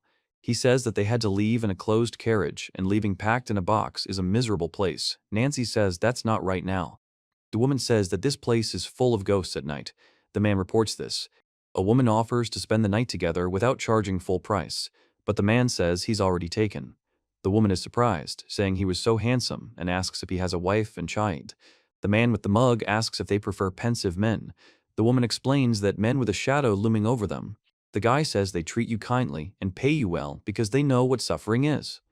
Nancy says she wants all the hard work to pay off, and admits she's also unsure of herself, explaining that the destruction process has already begun. She says the facilities, which operated until the end of the war with military support and possible falsification of information, find it hard to believe. He asks Hank if the landscape reminds him of anything. Hank says he remembers the view from the school but doesn't remember the entrance or exit. Nancy explains that they were brought here in complete secrecy and that it was the same thing, coming or going. The man explains that only select military and government officials knew the exact location of the facility. He says that guarding the secrets of the Incarnate, they've certainly thought of that. A man, a woman, and he noticed something, and the man says there's something there, and he orders them to look. The man reacts with surprise to what he sees. Nancy explains that the building was once an orphanage, but is now abandoned and dangerous. The man explains that they need to go inside to find important documents, despite the risk. The girl advises that they must be careful and stick together. He asks if the hospital ruins are here. The man is sure of it and says he would recognize this building anywhere. It's the École. The girl says that this is the place where the incarnate ones were created. The guy says that if he can't find a job, he'll have to go home, and the girl explains that finding a job in this city is difficult, but she can try. Nancy says she has friends who can help her find a job. The guy reports that the door is locked and explains that there is no key. The guy says he can't afford to die because he has a girlfriend he loves. Nancy reports that the doppelganger told her to come here and asks if Hank has forgotten that the army can't create incarnates anymore. So doesn't that mean there's nothing left here? Hank explains that it looks like just some old ruins, but maybe there's something here, he says. The guy says Kane found something here, and there's only one way to find out what it is. Nancy reports that Harding Army Hospital was supposed to be built to care for servicemen, but it closed abruptly just before the end of the war. She explains that it looks like it hasn't been used for 6 years. A girl peers out from behind the door. A man and 2 girls walk down the hallway. He says that the inside looks different than you'd expect, more like a barracks than a hospital. The man explains that this is because they were stationed here. The guy explains that everything above ground is just a facade. The building is actually built inside an old mine shaft, and they're standing on top of it. He's sure they wanted to keep this part a top secret. Nancy says she never knew this and asks them to wait. A guy tells you he's influencing you. He reacts with surprise. The guy panics and asks what's going on, and the 2 girls look at him in surprise. Nancy talks to Hank. Hank says they need to be on guard because something is going on. Hank notices something and reacts sharply, then asks if he misheard. He reports that they are surrounded by shadows moving towards them. The man explains that these creatures are dangerous and that they need to be prepared for battle. Nancy speaks quietly and explains that they don't look hostile. The girl covers the boy's mouth with her hand. Below are 3 silhouettes in the room. The man says that the Posara has been recognized as a suitable core for the incarnate, and that it is good to receive the divine power bestowed. He then confirms this and expresses his gratitude. The man says that he is glad and can finally. On stage, a man announces Elaine's name, and a girl with bangs asks what that was. 3 people stand in the doorway, smoke billowing around them. Nancy says that Helen Blue Lake is the creator of the incarnate. The man says that what he just saw happened right here. He heard this conversation in this room himself. Nancy explains that it's more of a reconstruction. The man says that can't be true. Nancy asks if he means to say that it's... He says he doesn't know and doesn't understand, but there's something here. The man says there's something he doesn't know about. The guy says, wow, and asks if someone is trying to show him something. Nancy and the girl with the curl in her hair look tense. He says that these phantoms must be the work of some incarnate. The man says he's not sure. The man explains that he knows all the powers of every incarnate in the core, and no one has had such abilities, and yet this is the most likely explanation.